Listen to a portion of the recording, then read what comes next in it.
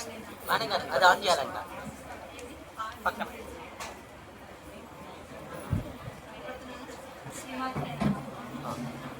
అందరికీ శ్రీమాత్రే నమః.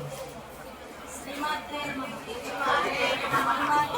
శ్రీమాత్రే నమః. శ్రీమాత్రే నమః. శ్రీమాత్రే నమః. శ్రీమాత్రే నమః. శ్రీమాత్రే నమః. శ్రీమాత్రే నమః. శ్రీమాత్రే నమః. చిన్న చిన్న ఇంటర్వ్యూస్ వస్తే మనకి మనసు కూడా ఎక్కువ వెళ్ళగలుగుతుంది. మనం వచ్చి కూర్చుంటాం కానీ మనసు అంత తేలిగ్గా రాదు మళ్ళీ కూర్చోడానికి. అంటే దాన్ని మళ్ళీ తిరిగి రావడానికి తెప్పించడానికి శ్రీమాత్రే నమః. మరోసారి శ్రీమాత్రే నమః. శ్రీమాత్రే నమః. శ్రీమాత్రే నమః. బిందు త్రికోణ వసుకోణ ప్రసారయత్మ మన్వస్ర నాగదళ షోడశపత్రయుక్త వృత్తత్రయం చ ధరణీ సదనత్రయం చ శ్రీచక్రరాజోదితః పదదేవతాయాః. శ్రీమాత్రే నమః. సౌనకాది మహర్షులందరూ కూడా బ్రహ్మగారి దగ్గరికి వెళ్ళి, అయ్యా మా యొక్క తపస్సు కానీ మా యొక్క బుద్ధి కానీ కలి ప్రసంగములలోకి వెళ్ళకుండా,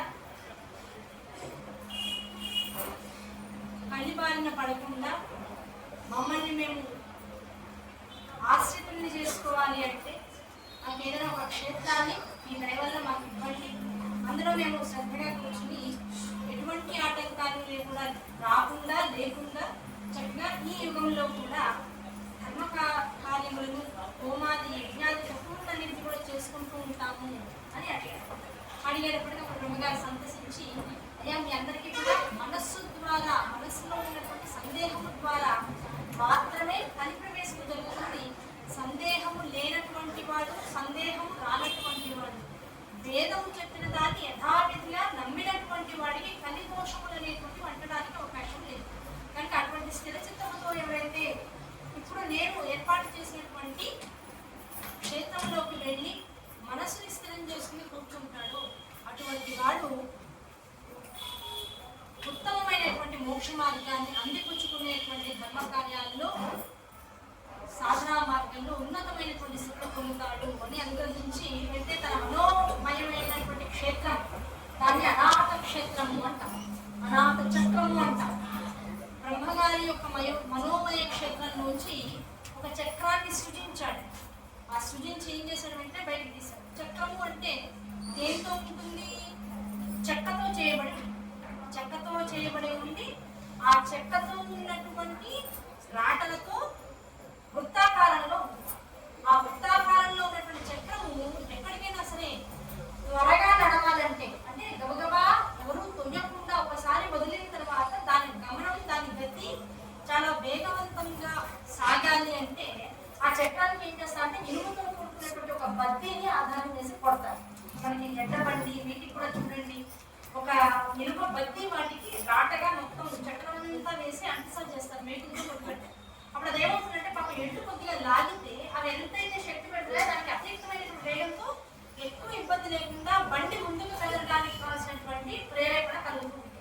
అలాగే బ్రహ్మదేవుడు కూడా ఏం చేసినట్టు తన మనోమయ చక్రంలోంచి తీసినటువంటి చక్రానికి ఇనుప బద్దీని అట్టిసా పెట్టి దాన్ని బ్రహ్మ పదార్థమైనటువంటి స్మరణతో వదిలారు జగత్తులో. అది అన్ని లోకాల్ని దాటుతూ ఎట్టుకొచ్చింది అంటే ఒక క్షేత్రంలోకి వచ్చి అక్కడికి రాగానే ముక్కలైపోయి బద్దలైపోయి పడిపోయింది. బ్రహ్మదేవుడు అదే సంకల్పించాడు, ఈ చక్రాన్ని నేను వదిలిన తర్వాత ఇది ఎక్కడికి వెళ్ళి బద్దలవుతుందో పడిపోతుందో అక్కడ మీరు మీ స్థావరాన్ని ఏర్పాటు చేసుకోండి అని సంకేతాన్ని ఇచ్చాడు. దాన్ని అనుసరించి ఈ మునులు, మహర్షులు, యతులు, తపస్సులు వీళ్ళందరూ కూడా చక్రాన్ని వెంటాడుతూ వెళ్ళారు. అన్ని లోకాలు దాటి, అన్ని క్షేత్రాలు దాటి చిట్ట చివరికి ఒక చోట ఆ చక్రము పడిపోయింది. ఆ చక్రానికి పెట్టినటువంటి బద్దీ, ఇనుప బద్దీ ఏదైతే ఉందో దాని సంస్కృతంలో నీవి అంటారు. ఆ నీవి పడినటువంటి ప్రదేశం కనుక నైమిషము అన్నారు. ఆ పడినటువంటి క్షేత్రము అరణ్యము కనుక నైమిషారణ్యము, అది నైమిషారణ్యం అయింది. కనుక నైమిషారణ్యం అనేటువంటి క్షేత్రంలో ఇక్కడ నుంచి ఆ యతులు, తపస్సులు, మహర్షులు, ఋషులు, యతులు వీళ్ళందరూ కూడా ప్రశాంతంగా వాళ్ళ వాళ్ళ కుటీరాలను ఏర్పాటు చేసుకుని నిరంతరము అక్కడ వివిధమైనటువంటి యజ్ఞయాగాది క్రతువులను నిర్వహిస్తూ ఆ యజ్ఞయాగాది క్రతువుల మధ్యలో వచ్చేటువంటి సమయం ఏదైతే విరామ సమయం ఉంటుందో ఆ విరామ సమయంలో ఏదో కాసేపు కుంకు తింటాం, కాసేపు పడుకుందాం, ఏదో కాసేపు పిచ్చాపాటి, మళ్ళీ బంధువులు ఎలా ఉన్నారో, పలానా క్షేత్రంలో ఉన్న వాళ్ళు ఎలా ఉన్నారో మాట్లాడదాం, పిల్లల భవిష్యత్తు కోసం ఎలా మనం ప్లాన్ చేయాలని మాట్లాడదాం అనేటువంటి లౌకికమైనటువంటి వ్యవహారాసక్తి వైపు వెళ్లకుండా వాళ్ళ మనస్సు నిరంతర పరధ్యానం ఎందు, పరధ్యానం అంటే ఏంటో, పరధ్యానంలో ఉన్న బుద్ధి లేదా ఇక పెట్టు మనస్సు అంటారు కొంతమంది. ఆ పరధ్యానం అంటే ఏమిటి? దేని ఎందు ఎదురుకుండా ఏదైతే దర్శనమిస్తుందో దాన్ని వదిలి ఎక్కడో చలించడం పరధ్యానం. అసలు ఎక్కడో ఉన్నది అంతా ఉంది అని తెలుసుకుని పరధ్యాసలో ఉండడం పరమేశ్వరి ధ్యానం. కానీ ఆ పరధ్యాసలో నిరంతరం ఆనందాన్ని అనుభవిస్తూ ఉండేవారంట ఈ నైమిసారణ్యంలో ఉన్నటువంటి యదువులు, ఈశ్వరులు అందరూ కూడా. అలాంటి సమయంలో ఎక్కడైతే ఈ నైమిసారణ్యం అనేటువంటి ఒక యాగ స్థలము కానీ ప్రవేశము లేనటువంటి ఒక అద్భుతమైనటువంటి ధర్మక్షేత్రం ఏర్పడిందో ఆ ధర్మక్షేత్రంలో 28,000 మంది పౌరాణికులు, యజ్ఞయాగాది క్రతువులు చేసేటువంటి మహర్షులందరూ కూడా నివృత్తమయ్యారో వాళ్ళందరూ చక్కగా వాళ్ళ నిత్య దైనందిక ధర్మ కార్యాలన్నింటినీ కూడా చక్కగా చేసుకుంటున్నారు. అటువంటి సమయంలో ఆ స్థానంలోకి సుఖమహర్షి వచ్చి ప్రశాంతంగా, సూతుల వారు వచ్చి ప్రశాంతంగా వీళ్ళందరినీ చూసి ఆనందించారు. ఆనందించేటప్పటికీ సూతుల వారిని చూసేటప్పటికి ఏమైంది, మనసులోంచి ఇంకా భక్తిభావం పెరిగి ఒక్కసారిగా 28,000 మంది కూడా పరిగెత్తుకుంటూ వచ్చి వారి సన్నిధించారు. మీ వంటి పౌరాణికులు మనం ఉన్నటువంటి ఈ నైమిషారణ్యం దగ్గరికి రావడం మేము నిజంగా చేసుకునేటువంటి పుణ్యఫలం. మేము చేసేటువంటి యజ్ఞయాగాది క్రతువులు అగ్నిదేవుడి ద్వారా పరదేవతకి చేరాలి అనేటువంటి దానికి సిద్ధాంతీకరణ సూత్రం మీరు ఇక్కడికి మేము చేయడం కనుక మీరు రావడం మాకు చాలా ఆనందంగా ఉంది. కనుక మీరు కూర్చోండి అని చెప్పి ఒక ఉచితాసనాన్ని చక్కగా వారికి వేసి అర్ఘ్యపాద్యాలను సమర్పించి వారికి ఇంత దూరం ప్రయాణం చేసి వచ్చారు కనుక బడలికి తినడానికి కావాల్సినటువంటి గింజామర్లన్నీ కూడా వీచి వారి మనస్సు శరీరము కూడా చల్లబడిన తర్వాత అప్పుడు వారు ఎదుర్కొండా ఇంకా 28,000 మంది కూడా కూర్చొని వారిని ప్రార్థించారు. ఏమంటే దేవీ భావన ఇంత గొప్ప భాగవతం కదా, ఇంత ఉన్నతమైనటువంటి భావాలతోనూ ఆధ్యాత్మిక సాధనలతోనూ కూడుకున్నటువంటి దేవీ భావనాన్ని చెప్పేటప్పుడు ఏదో సూత్రుల వారు వచ్చారు, వారిని కూర్చోబెట్టి సంవత్సరాలందరూ కూడా చక్కగా పురాణ శ్రవణాలు చేయించుకున్నారు, వారు చక్కగా ఇలా చెప్పారు అని మళ్ళీ పురాణంలోకి వెళ్లకుండా వాళ్ళు వచ్చారు, ఆయన కాకిపాద్యాన్ని ఇచ్చారు, కూర్చోబెట్టాక వారి శరీరము మనసు చల్లబడడానికి విజ్ఞానం ఇచ్చారు, వారికి స్వాతంత్ర వచనాల వరకు వారిని చక్కగా కీర్తించిన తర్వాత అప్పుడు 28,000 మంది ఈ పురాణ శ్రవణం చేయడానికి వారినటువంటి ప్రశ్నలు సంధించారు. ఎందుకు చెప్తారు అంటే దేవీ భాగవతం అంటే మొదలే చెప్పుకున్నాం అమ్మ యొక్క చరితం. అమ్మ చరితము అంటే అర్థం ఏమిటి? అమ్మ యొక్క తత్వం. అమ్మ ఏం చెప్తుంది అంటే ఎదుటి వాళ్ళకి ఎప్పుడూ కూడా నువ్వు అమ్మవై వాళ్ళ యొక్క మనసుని, వాళ్ళ యొక్క ఇబ్బందుల్ని గ్రహించి ప్రతి వాళ్ళకి ఇబ్బంది లేనటువంటి స్థితిలోకి వచ్చిన తర్వాత మాత్రమే మిగతా విషయాలన్నీ ఆలోచించు, లౌకికమైనటువంటి కార్యాలన్నీ ఆలోచించు. మర్యాద, అభిమానము, ప్రేమ, వాత్సల్యము ఎవరి పట్ల చూపించాలన్నా మన ఎదుర్కొంటూ ఉన్నటువంటి వాళ్ళందరూ అమ్మ స్వరూపాలను కనుక మనం భావించగలిగితే, లేదు మన ఎదుర్కొంటూ ఉన్నటువంటి వాళ్ళందరినీ బిడ్డ స్వరూపంగా కనుక మనం చూడగలిగితే, అటువంటి బిడ్డలుగా జగత్తుని చూడగలిగితే ఎవరికి వాళ్ళు ఏమవుతాం? అమ్మలమే అవుతాం. అంటే లలితా సహస్రంలో మొట్టమొదటి నామం ఏమిటి? శ్రీమాత. అమ్మ యొక్క మొట్టమొదటి ఆలోచన ఏమిటి? ప్రతి వాళ్ళు నాలా మారాలి, అమ్మలా ఉండాలి. నాలా అంటే అర్థం అమ్మలా ఉండాలి, అమ్మలా ఆలోచించాలి, అమ్మగా పిల్లవాడి యొక్క ఇబ్బందిని దూరం చేయాలి, అమ్మగా వాడికి కలిగినటువంటి భయాన్ని తొలగించాలి, అమ్మగా వాడిని దగ్గర తీసుకోవాలి, అమ్మగా వాడు హాయిగా ఉంటే అప్పుడు వాడిని చూసి ఆనందించాలి. అటువంటి భావనతో ఆ భావన ప్రతి చోట ప్రస్ఫుటంగా కనపడుతూ ఉండాలి. కనపడితే తప్ప దాన్ని పదే చదివి విని ధ్యానం చేసి స్మరణ చేసి విచారించినటువంటి వాళ్ళు వాళ్ళలా ఉంటారు. వాళ్ళ పిల్లలకు కూడా అదే సంస్కారాన్ని నేర్పిస్తుంటారు. అంటే భారతీయతలో ఏముంది, ఇంటికి వచ్చినటువంటి అతిథిని దేవుడిగా కొలుస్తుంటాం, అతిథి దేవో భవ అంటారు. ఆ అతిథి అనేటువంటి వాడు నథింగ్ బట్ పరమేశ్వర స్వరూపం. ఆ పరమేశ్వర స్వరూపాన్ని కూర్చోబెట్టి మనం చేసేటువంటి మనం నిత్య షోడశ ఉపచారాల్లో ఏ ఉపచారాలను అయితే అమ్మవారికి చేస్తూ ఉంటామో ఆ ఉపచారాలే ఈ దేహానికి కూడా చేస్తాం. లోపల ఉన్నటువంటి ఆత్మతత్వానికి కూడా అటువంటి సేవలని కూడా అందిస్తూ ఉంటాం. ఆత్మతత్వానికి చేస్తూ ఎదురుగా ఉన్నటువంటి స్వరూపానికి కూడా చేశామంటే జగత్తంతా ఉన్నది, నాలో ఉన్నది, మొత్తం అంతా అమ్మ స్వరూపమే అని నిర్ధారితమైనటువంటి సూచన మనకి మనం చేసుకుంటూ చూసేటువంటి వారందరిలో అటువంటి జ్ఞానాన్ని పెంచేటువంటి ఆలోచనయే ఈ విషయాల్లో ఉండేటువంటి అంత అవసరం. కానీ ఎక్కడి నుంచి వచ్చిందంటే ఇంటికి వచ్చిన వాళ్ళని మర్యాద కూర్చోబెట్టడం, మంచినీళ్ళు ఇవ్వడం అంటే దేవీ భావతంలో సూతుల వారికి సౌనకాది మహర్షులందరూ చేసినటువంటి మర్యాద దగ్గర నుంచి వచ్చింది. అంతకుముందు అమ్మ యొక్క అంబాయాగాలన్నిటినీ చేసేటువంటి స్థితిలో సౌనకాది మహర్షులందరూ కూడా ఆ వేద మంత్రాల్లోంచి చెప్పినటువంటి అర్థ విశేషంగా వచ్చింది. ఆ అర్థ విశేషంలోంచి అమ్మవారి నుంచి అయ్యవారిగా మారినటువంటి జగత్తంతా కూడా మొత్తం అటువంటి అమ్మతనాన్ని పొంది ఉంది. కనుక అమ్మ తప్ప అన్యమైనటువంటిది లేదు. దాన్ని ముందు ముందు మనందరం కూడా ప్రతి చోట చూడగలగాలి, భావించగలగాలి. ఎక్కడ ఉంటే అమ్మతనాన్ని అక్కడల్లా మనం స్వీకరించగలగాలి. దానికోసం ప్రతి విషయాన్ని చాలా విడమరిచి అక్కడ వాళ్ళు చేసినటువంటి మర్యాదల్ని, ఆయన చేసినటువంటి ఉపచారాల్ని కూడా ఇక్కడ ప్రస్తుతిస్తూ ఆ ఉపచారాలు చేసిన కాసేపు ఏమవుతుంది, శుద్రవారు వచ్చారు, వారికి ఒక అద్భుతమైనటువంటి ఆసనాన్ని వేశారు, చక్క ఉచితాసనం దివ్యాసనాన్ని వేశారు, వేసి వాళ్ళని కూర్చోబెట్టారు.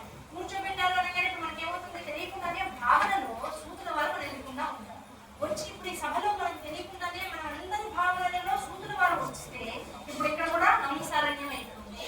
ఆ నైమిసారణ్యంలో సూతుల వారు లోపలికి వస్తే వారికి ఒక ఉచితాసనాన్ని వేసి కూర్చోబెడితే వారికి ఉన్నటువంటి వాళ్ళందరూ కూడా తమ తమ చేతులతో మనం ఇంత ముందు తాగినటువంటి మంచినీళ్ళలో, కాఫీలో, టీలో గొప్పగా తీసుకొచ్చి ఆయనకి అన్ని సపర్యలు చేస్తే ఆయన ప్రశాంతంగా అక్కడ కూర్చుంటే చక్కటి పూలమాలను తీసుకొచ్చి ఆయనకు వేస్తే అవన్నీ అనుభవించి చక్కగా ప్రసన్న వాళ్ళంతా ఆయన మనల్ని అందరినీ చూస్తుంటే అనే భావం వచ్చేటప్పటికి తెలియకుండానే సూత మహర్షి ఎదుర్కొందా ఉన్నట్లు, ఆ సౌనకాది మహర్షులందరం మనమైనట్లు, మనం ఉన్నది నైమిషారణ్యం అన్నట్లు, ఆ నైమిషారణ్యం ఎప్పుడు వెళ్ళినా ఆ నైమిషారణ్య ప్రదేశం అంతా హృదయం అన్నట్లు భావన వస్తే మనం ఎక్కడ ఉన్నట్లు, ఏదో గుంటూరులో దేవాలయంలో కాదండి, ఉన్నదంతా నైమిషారణ్యం హృదయంలో ఉన్నట్లే అనుకుంటున్నాం.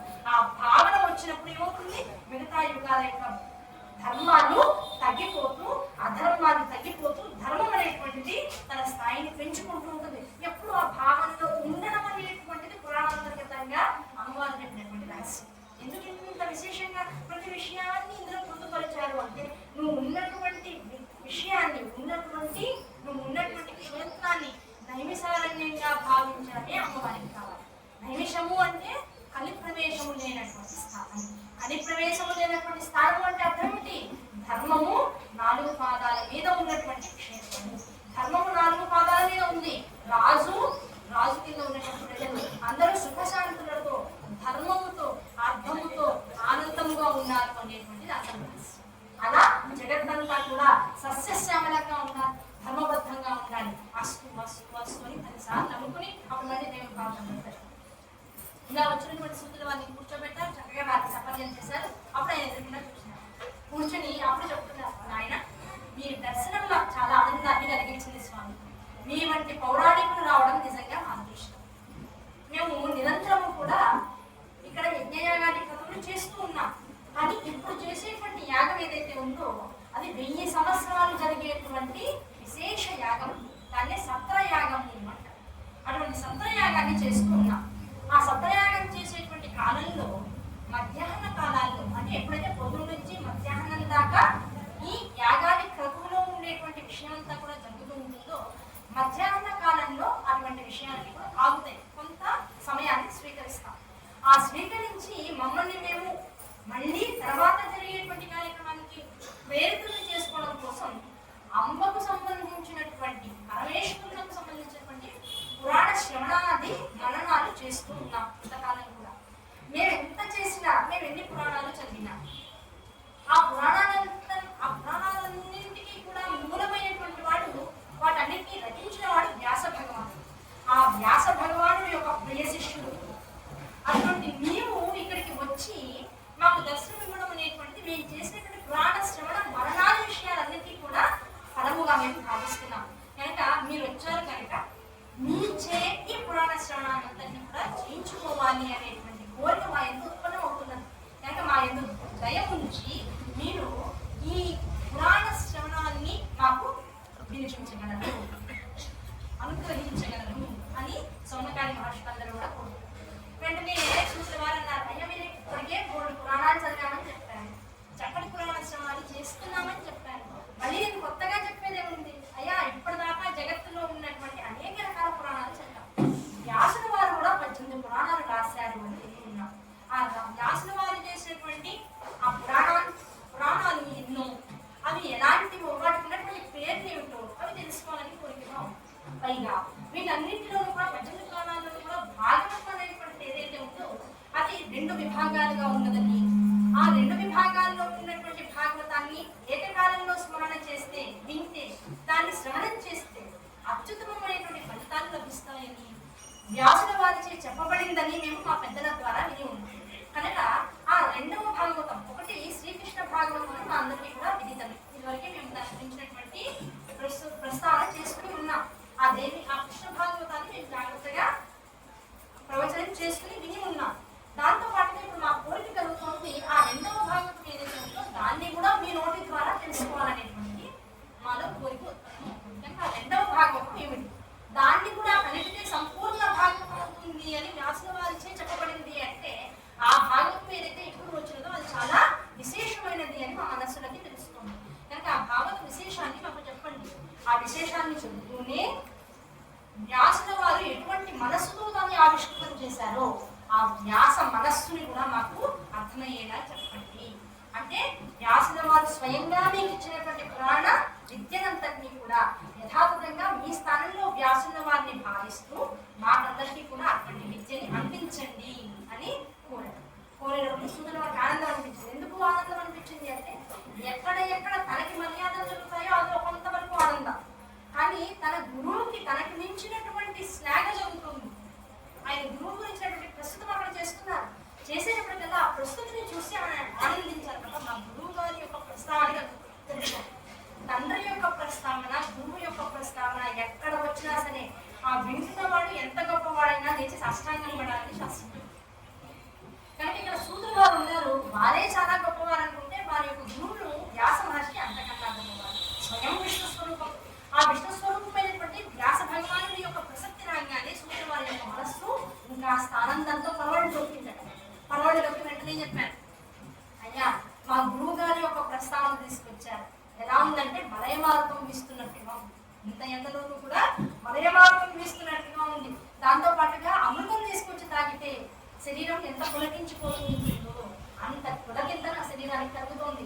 ఇంతటి ఆనందాన్ని నాకు నా గురుదేవుల యొక్క నామస్మరణ చేసి ఇచ్చినందుకు గాను మీ అందరికీ నేను ఎంతో రుణపడి ఉంటాను. ఆ రుణాన్ని తీర్చుకోవడం కోసం నేను ఇప్పుడు మీకు మా గురువు గారు చెప్పినటువంటి పురాణ శ్రవణాన్ని చేయిస్తాను అని చెప్పారు. అంటే మర్యాద అనేటువంటిది ఎలా ఉంటుందో నాకు వచ్చు కనుక, నేను చదివాను కనుక, నాకే తెలుసు కనుక. వ్యాసుల వారు నాకే మొట్టమొదటి చెప్పారు, ఇంతవరకు ఎవరికీ తెలియదు. ఇప్పుడు నేను చెప్పకపోతే మీకు ఎవరికి తెలియదు. అహంకారం ఎక్కడ లేదు. మీరందరూ నా గురువుల యొక్క నామస్మరణ చేసి నా శరీరానికి మనస్సుకి ఇంత ఆనందాన్ని కలిగించారు. అంత శరణాగతి భావన ఉండాలి జీవులందరికీ కూడా.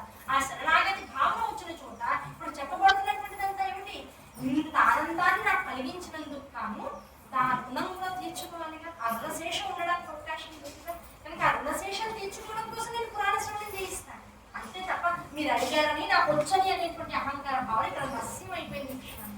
మా గురునామం ఎక్కడైతే వినపడుతుందో అక్కడ అహంకార రాహిత్యం అనేటువంటిదే ఉంటుంది. కనుక అహంకార రాహిత్యం జరిగిన మరుక్షణం జరిగేటువంటిది అసలైనటువంటి పురాణ శ్రవణం. అటువంటి పురాణ శ్రవణాన్ని చేద్దాం అందరం కలిసి అని చెప్పేటప్పుడు అప్పుడు మళ్ళీ ఆ మాట నేను ఇంకా ఆనందం కలిగింది. అదే మీ గురువులు నాకు తీసుకునేటప్పటికి మీకు ఇంత ఆనందం కలిగిందంటే, ప్రస్తుతం మాకు గురువులు మీరు ఎలాంటి వారు, అద్భుతమైనటువంటి తేజస్సుతో ఉన్నటువంటి వారు.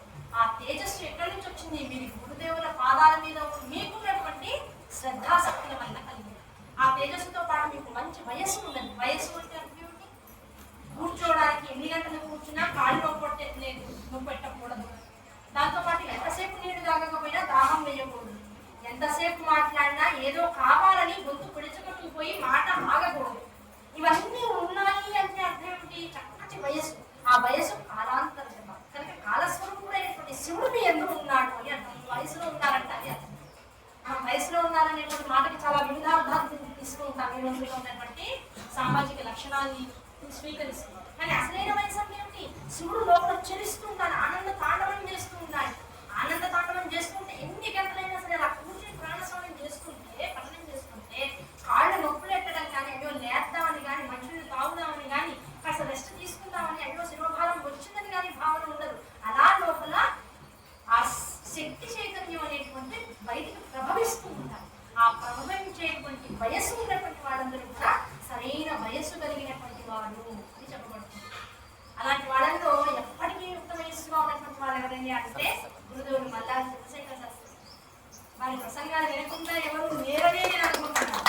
వారు చెప్పేటువంటి ప్రసంగం ఎంత అద్భుతంగా ఉంటుంది అంటే, పుస్తకం ఊరికి అలంకారప్రాయం. మీరు అది లేకపోతే మరి నేను అలంకారంలోకి వెళ్తానేమో అని ఆ పుస్తకాన్ని అక్కడ పెట్టుకుంటారు. మహాభారత, రామాయణ, భాగవతాన్ని గ్రంథాలన్నింటినీ కూడా కంఠోపాఠంగా పెట్టుకున్నటువంటి వారు. అటువంటి వారి నామస్మరణ కనీసం చేసినంత మాత్రం చేత ఏమీ రానటువంటి నేను ఈ స్థానంలో కూర్చున్నందుకు కలిగేటువంటి దోషం ఏదైనా ఉంటే అది శీఘ్రంగా తొలగిపోతుంది అనేటువంటి భావంతో చేసేటువంటి స్మరణ మాత్రం. కనుక అటువంటి గురుదేవులందరూ కూడా అలంకరించినటువంటి స్థానాన్ని కూడా అది వయస్సు ఉంటుంది. ఆ వయస్సులో ఎలా ఉంటుంది అంటే, ఆ భగవన్నామాన్ని చేస్తున్నామంటే పులకింత లోపల నుంచి ఆనందం పరవళ్ళు దొక్కిపోతూ ఉంటుంది. ఎవరు వింటున్నారు, ఎవరు వినట్లేదు కాదు, ఎంత సమయం అయింది కాదు, అసలు చెప్పబడేటువంటి దానికి అడ్డుకట్ట వేయడం ఎవరి వల్ల? అడ్డుకట్ట వేయకుండా హరినామస్మరణ నిరంతరము జరుగుతున్నటువంటి శరీరము ఏదైతే ఉంటుందో, దేహం ఏదైతే ఉంటుందో అది మంచి పక్వానికి వచ్చినటువంటి వయస్సు. అటువంటి వయసు నీకుందయ్యా, అందుకని నిన్ను చూడగానే మా శరీరాలు కూడా పులకించే, మా మనస్సులు కూడా ఆనందం రేపు పరవాళ్ళు తొక్కిపోతూ వెళ్ళిపోతున్నాయి. కనుక అటువంటి వయస్సు ఉన్నవాడు. పైగా గురువైనటువంటి వ్యాస భగవానుడి నుంచి స్వయంగా మొత్తం అన్ని పురాణాలని వినినటువంటి వాడిని నీ ఒక్కని. పైగా శ్రీకృష్ణ భాగవతాన్ని, దేవి భాగవతాన్ని రెండింటినీ స్వయంగా వాళ్ళు నీకే ఇచ్చారు, నీకొక్కడికే ఇచ్చారు. కారణం ఏంటి? అంత వైరాగ్య చింతన కలిగినటువంటి వాడిని నీవే. భాగవత శ్రవణం చెయ్యాలి అంటే వైరాగ్యం ఉండాలి. వైరాగ్యం కోసం కదా భాగవత శ్రవణం చేస్తున్నాం. మరి భాగవత శ్రవణం చేసే పూర్వమే వైరాగ్యం ఉన్న వాళ్ళకే వస్తుంది అంటే ఎలా కుదురుతుంది? వెంటనే డౌట్ వస్తుంది. లేదా వైరాగ్య చింతనము అంటే అర్థం ఏమిటి అంటే, దేన్ని ఆశించి 9 రోజులు ఇక్కడ కూర్చుందామని వచ్చారో, దేన్ని ఆశించారో అది వైరాగ్య వైభవం. ఓకేనా? దేన్ని ఆశించామో భగవంతుని ద్వారా పొందేటువంటిది ఏమిటయ్యా అంటే వైరాగ్యం. ఆ వైరాగ్య భావనను మనసులో పెట్టుకుని 9 రోజుల పాటు దాన్ని గ్రహించాలనేటువంటి చింతనతో ఇక్కడికి రావడమే వైరాగ్య ఉపాసన ప్రారంభ స్థితి. ఆ వైరాగ్యోపాసన ప్రారంభ స్థితికి వచ్చినటువంటి వాడు ప్రతివాడు కూడా వెళ్ళేది వైరాగ్య చింతన వైపుకి. కనుక ఆ వైరాగ్య చింతనతో మేమందరం ఉన్నాము. మీరు వైరాగ్యంతో శరీరాన్ని దాల్చి ఆ వైరాగ్య చింతనతోనే నడయాడుతున్నటువంటి వారు. వారు ఎక్కడా కూడా ఒక్క నిమిషంలో కూర్చునేవారు కాదు. ఎంత తక్కువ కాలం ఒక్కొక్క చోట ఉన్నారు అంటే దానికి ఒక అద్భుతమైనటువంటి ఉపమానం చెప్తూ ఉంటారు. 2 రకాల ఉపమానాలు కూడా చెప్తుంటారు, 3 రకాల ఉపమానాలు చెప్తుంటారు. మనందరం పొద్దున ఆవుకు గోపూజ చేసుకున్నాం కనుక గోవునే ఇక్కడ ఉపమానంగా తీసుకున్నాం. గోవుకి చేపు వచ్చిన తర్వాత తోడ వెళ్ళి తల్లి పాలు ఆ పొదుగుని కొట్టి దానిలోంచి పాలు స్రవిస్తూ ఉన్నప్పుడు వెళ్ళి గబగబా తల్లి దగ్గర పాలు తాగుతుంది. ఆ పాలు తాగిన తర్వాత ఏమవుతుంది? దాని మూతి చుట్టూతా నురగ ఉంటుంది. ఆ నురగ ఎండిపోయే లోపల ఒక ప్రదేశం నుంచి ఇంకో ప్రదేశానికి వాళ్ళు మారిపోతుంది. అంత తక్కువ కాలం ఉంటూ ఉంటారు, అంత మించి కాలం వాళ్ళు ఉండారట. ఒకే ఒక చోట ఉన్నారు. ఎక్కడున్నారు అంటే పరీక్షిత్ మహారాజుకి 7 రోజుల పాటు భాగవతాన్ని దర్శింపజేసేటువంటి కాలంలో మాత్రం ఒకే ఒక స్థానంలో సుఖస్థానం ఎందు వారు 7 రోజుల పాటు నిలిచిపోయారు. అదొక్క స్థానం తప్ప మిగతా ఎక్కడా కూడా వారు కాలం కూడా ఉండేటువంటి వారు కాదు. అటువంటి వైరాగ్య వైభోగాన్ని అనుభవించేటువంటి ఐశ్వర్యవంతుడు వారు అని శాస్త్రం చెప్తుంది. కనుక మీరు అటువంటి వారు వయసులో ఉన్నారు, ఆనందంగా ఉన్నారు, వైరాగ్య చింతనలో ఉన్నారు, పైగా మానసిక శారీరక ఆరోగ్యాన్ని పరిపూర్ణంగా అనుభవిస్తున్నారు. ఎన్ని గంటలు కూర్చున్నా శరీరం ఎక్కడ కూడా కలుపుమనకుండా ఉంది అంటే అర్థం ఏమిటి? సంపూర్ణ ఆరోగ్యం ఉన్నట్టు లెక్క. సంపూర్ణ ఆరోగ్యానికి మనం ప్రేరక ఏం చెప్పాము ఇందాక పొద్దున మాట్లాడుతున్నప్పుడు, వాత పిత్త కఫ దోషాలు 3 కూడా సమమైనటువంటి స్థాయిలో ఉండి దోషరహితమైనటువంటి స్థితిలో శరీరంలో ఉన్నట్లయితే అది ఆరోగ్యవంతమైనటువంటి శరీరము అని చెప్పబడుతుంది. అటువంటి ఆరోగ్యవంతమైనటువంటి శరీరం మీ ఎందుకు ఉంది అంటే సకలమైనటువంటి యోగ శాస్త్రాలను నిరంతరము అభ్యసిస్తూ ఉన్నటువంటి వారు మీ గురువు అని చెప్తుండడం అంటే ఆ యొక్క గురువు యొక్క శ్లాఘవ చేస్తూ ఉన్నారు ఇక్కడ.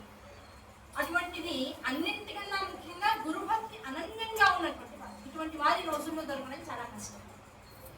గురుభక్తి అనన్యంగా ఉన్నటువంటి వారు మీరు.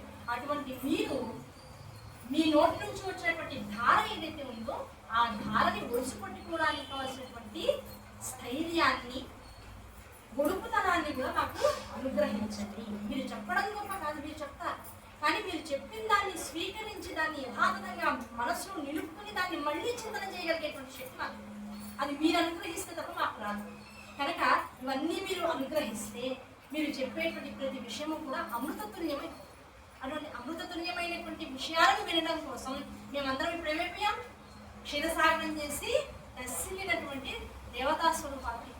ఇప్పుడు ఏం చేయాలి, మోహనం చేసేటువంటి మనస్సులను మోహింపచేసేటువంటి పురాణ శ్రవణ ఇతిహాసాలతో మీరు మాకు అమృతపానాన్ని దయచేయండి అని అడిగారు.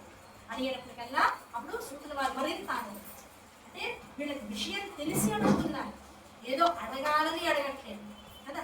ఏదో ధర్మ సందేహాల కార్యక్రమం ఉందనుకోండి, ఆ ధర్మ సందేహాల కార్యక్రమంలో 10 మంది నిజమైన ప్రశ్నలు అడిగిన తర్వాత ఇంకా సమయం ఉందన్నారు కనుక అడగాలి, కనుక అడగకపోతే బాగుండదు కనుక కొన్ని ప్రశ్నలు వస్తూ ఉంటాయి. అటువంటి ప్రశ్నల వల్ల పెద్దగా ఉపయోగం ఎవరికి కూడా ఉండదు, కానీ అడగబడుతూ ఉంటాయి. నిజం చెప్పాలి అంటే ఎదుర్కొండా ఉన్నటువంటి వాడి యొక్క వీటికి తెలుసా తెలీదా అనేటువంటి విద్వత్తును పరీక్షించడం కోసమే సగం పాటి ప్రశ్నలు బయటకు వస్తూ ఉంటాయి చాలా.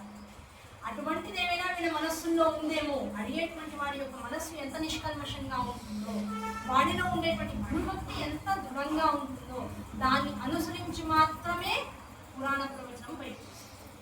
ఎదుర్కొండా ఉన్నటువంటి ప్రేక్షకులను పురాణ శ్రవణాన్ని చేసేటువంటి వారి యొక్క మనస్థితిని బట్టే చెప్పేటువంటి వాడికి వాడి అనుగ్రహిస్తుంది. అంతే తప్ప చెప్పేవాడికి ఎప్పుడు గొప్పతనం ఒకేలా ఉంటుంది. ఎప్పుడు వాడు గొప్ప కాదు, ఎప్పుడు వాడు రద్దీ కాదు. వినేటువంటి శ్రోత యొక్క దృఢభక్తి, గురుభక్తి, ఈ రెండింటి మీద పురాణ శ్రవణం అనేటువంటిది ప్రవర్తించబడుతూ ఉంటుంది. అది బాగుండదని ఎప్పుడైతే సూత్రం వారికి అర్థమైందో ఇంకా వారు చెప్పారు, అయ్యా దేవి భాగవతం అనేటువంటి మీరు అడుగుతున్నటువంటి ఆ భాగవత శ్రవణం అనేటువంటి దానిలో శ్రీకృష్ణ చరితామృతం తర్వాత ఆ పరదేవతా చరిత్రామృతం అనబడేటువంటి దేవీ చరిత చెప్పేటువంటి అత్యుత్తమమైనటువంటి భాగవతం. ఈ భాగవతం అనేటువంటి దాన్ని చదవడము, పఠనం చేయడము లేదు శ్రవణం చేయడము, ఈ 3 విధానాలు కూడా అంబాయాగంతో సమానమైనటువంటి ఫలితాన్ని ఇస్తాయి.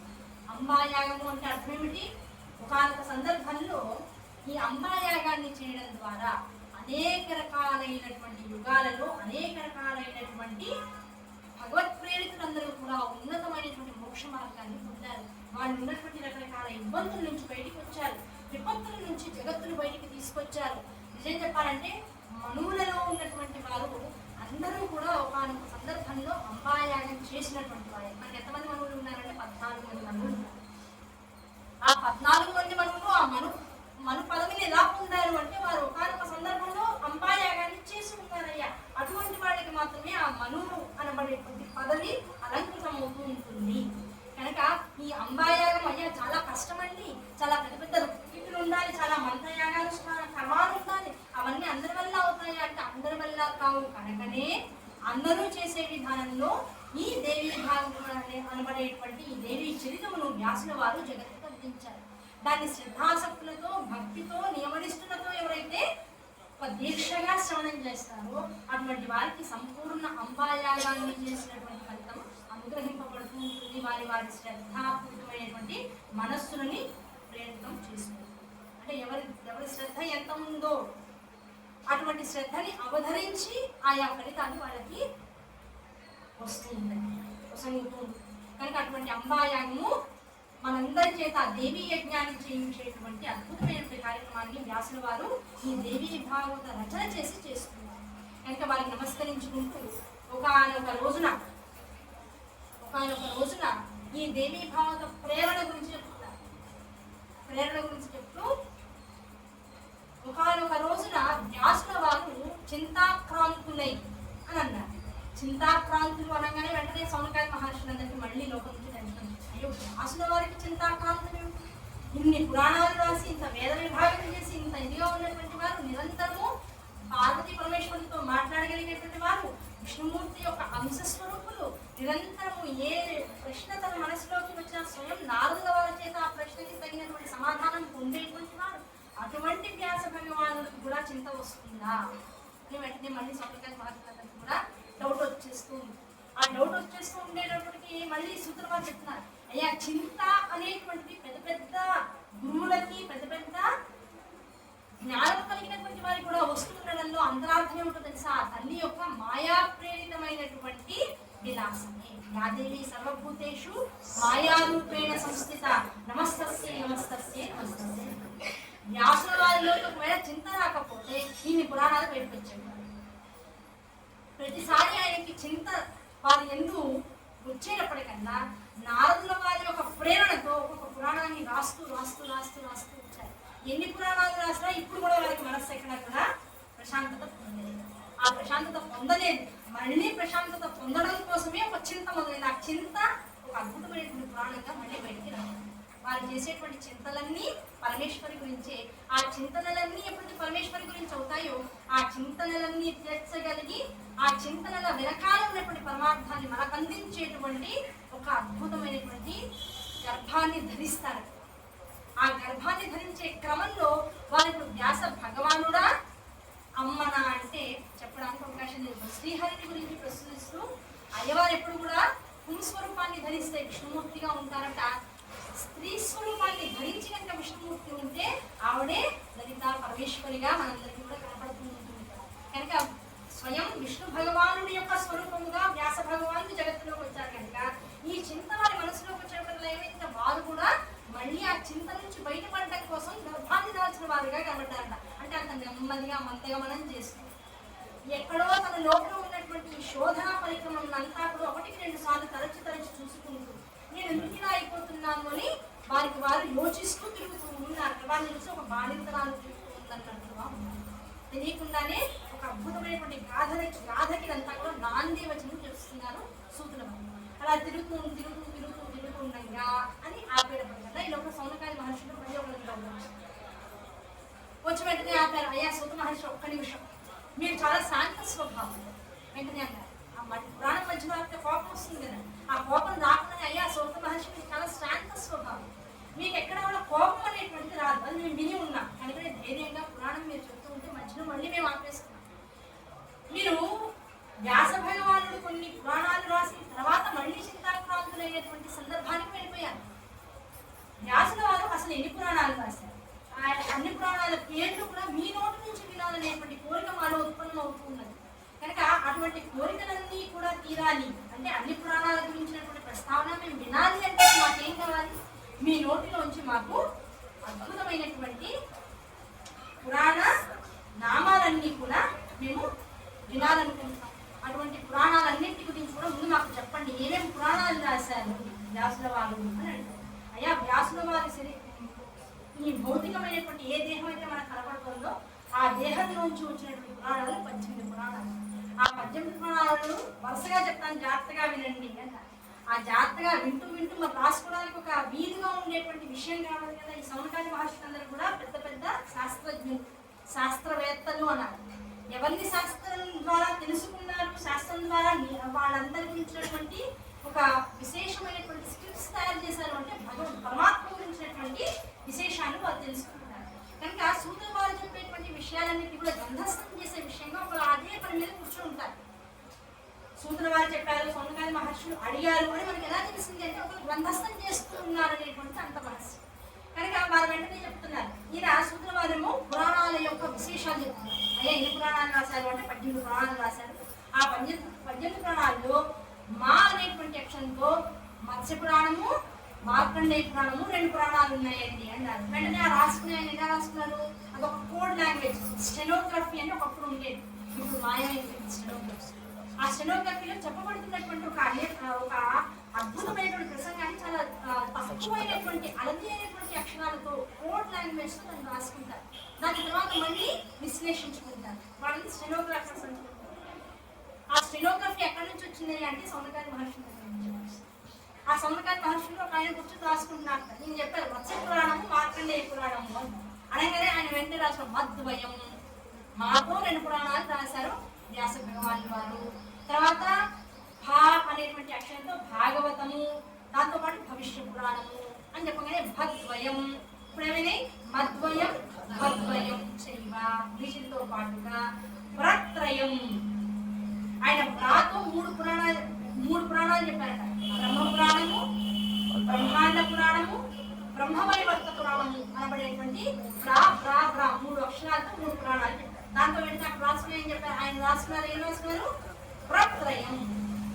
తర్వాత వరాహ పురాణము, వామన పురాణము, వాయు పురాణము, విష్ణు పురాణము అనబడేటువంటి పురాణాన్ని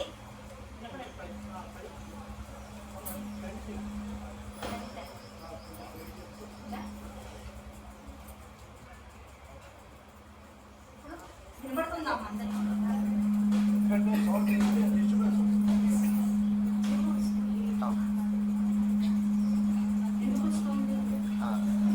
మైక్ దాని సౌండ్ మళ్ళీ దానికే వస్తుంటాం.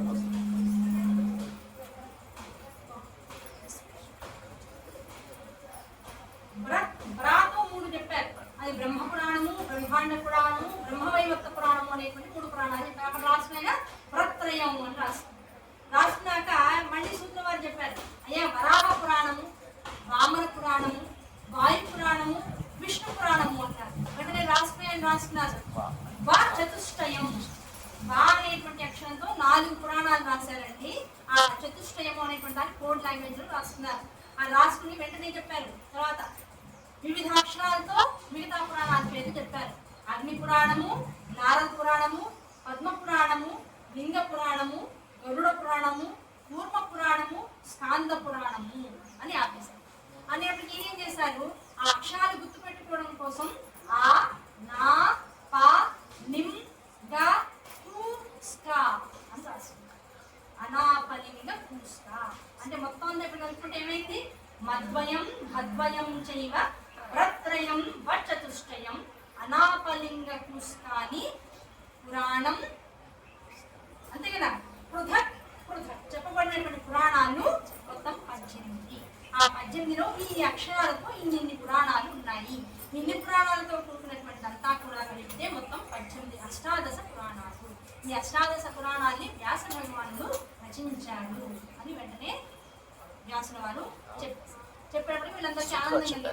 ఆ రాసేవాడికి ఇంకా ఆనందం కలిగింది. అబ్బా ఇంత అక్షరాలతో మొత్తం బ్రహ్మాండంలో ఉన్నటువంటి పరమేశ్వర స్వరూపాలలో ఉన్నటువంటి తత్వాలందరినీ కూడా సర్వమైనటువంటి జనులకు చాలా ఆహ్లాదకరమైనటువంటి కథలతోనూ ఇతిహాసాలతోనూ పరమేశ్వర తత్వాన్ని అర్థం చేయగలిగేటువంటి ప్రేరణతో వ్యాస భగవానుడు 18 పురాణాలు రాశారు.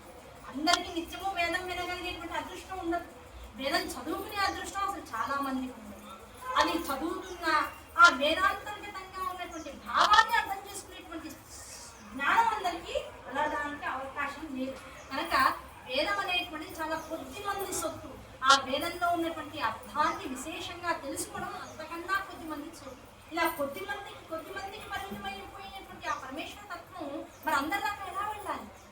ఆ పరమేశ్వర తత్వంలో ఉన్నటువంటి విశేషాలన్నింటినీ కూడా ఒక కథగా మలచి ఆ కథాంతర్గతంగా అద్భుతమైనటువంటి తత్వరహస్యాలన్నింటినీ చెప్పగలుగుతుంది. ఆ చెప్పగలిగే విధానంలో ఎక్కడ విసుగు రాకుండా ఎక్కడికెక్కడ ఆశ్చర్యంతో కూడుకున్నటువంటి ఆసక్తి ప్రేరేపణ చెందుతుంది. ఆ ప్రేరేపణ చెందిన ప్రతిసారి కూడా ఎంతసేపు కూర్చున్నామనేటువంటి కాలము యొక్క ప్రస్తావన రాకుండా కనుక జరిగితే అది వేదాన్ని వింటే అంటే ఒక రోజంతా కూర్చుని వేద శ్రవణాన్ని కనుక చేస్తే ఎంత ఫలితం, ఎంత ప్రారంభ దోషాలైతే జీవులందరికీ తొలగిపోతాయో అంతటి ఫలితాన్ని వేదవ్యాసుల వారు రాసినటువంటి ఈ పురాణాన్ని కనుక విననట్లయితే, పురాణ శ్రవణాన్ని కనుక చేసినట్లయితే అందరికీ అటువంటి ఫలితమే వస్తుంది అనేటువంటి చెప్పేసి పై ఏం చెప్పారు? ఈ కలియుగం వచ్చిన తర్వాత ప్రతి వాళ్ళు కూడా హింసల్ని ఆధారంగా చేసుకుని ముందుకు వెళ్ళిపోతుంటారు. ఎటువంటి బాధ పెట్టడం హింస, వాడిని నోటికొచ్చినట్లు మాట్లాడడం హింస, వాళ్ళకి ఇష్టమైన దాన్ని వాళ్ళు అందుకోలేకుండా దాన్ని దూరం జరిగిపోయడం హింస. మనం అనుకుంటాం వాళ్ళు నేనేం చేయలేదండి అంటాం, వాళ్ళకి కావాల్సింది ఇవ్వలేదు, అది హింసేగా. హింసనే ఒప్పుకుంటామా? ఎటువాడికి కావాల్సిన దాన్ని మనం ఇవ్వకుండా వదిలేస్తున్నాం, హింస కాదా? మరి అన్నదమ్ముల ఆస్తుల కోసం ఎందుకంటే పోట్లాడుకుంటున్నాం? అది నేను సంపాదించింది కాదు, మా నాన్నగారు సంపాదించింది. మా అన్నకి నాకన్నా ఎక్కువ కావాలి, నా చెల్లెలకి అంతకన్నా ఎక్కువ కావాలి. కావాల్సిన వాళ్ళకి ఇచ్చేస్తే అది అహింస అవుతుంది కదా. మనకు తెలిసి అందరం హింసతో చేస్తున్నాం.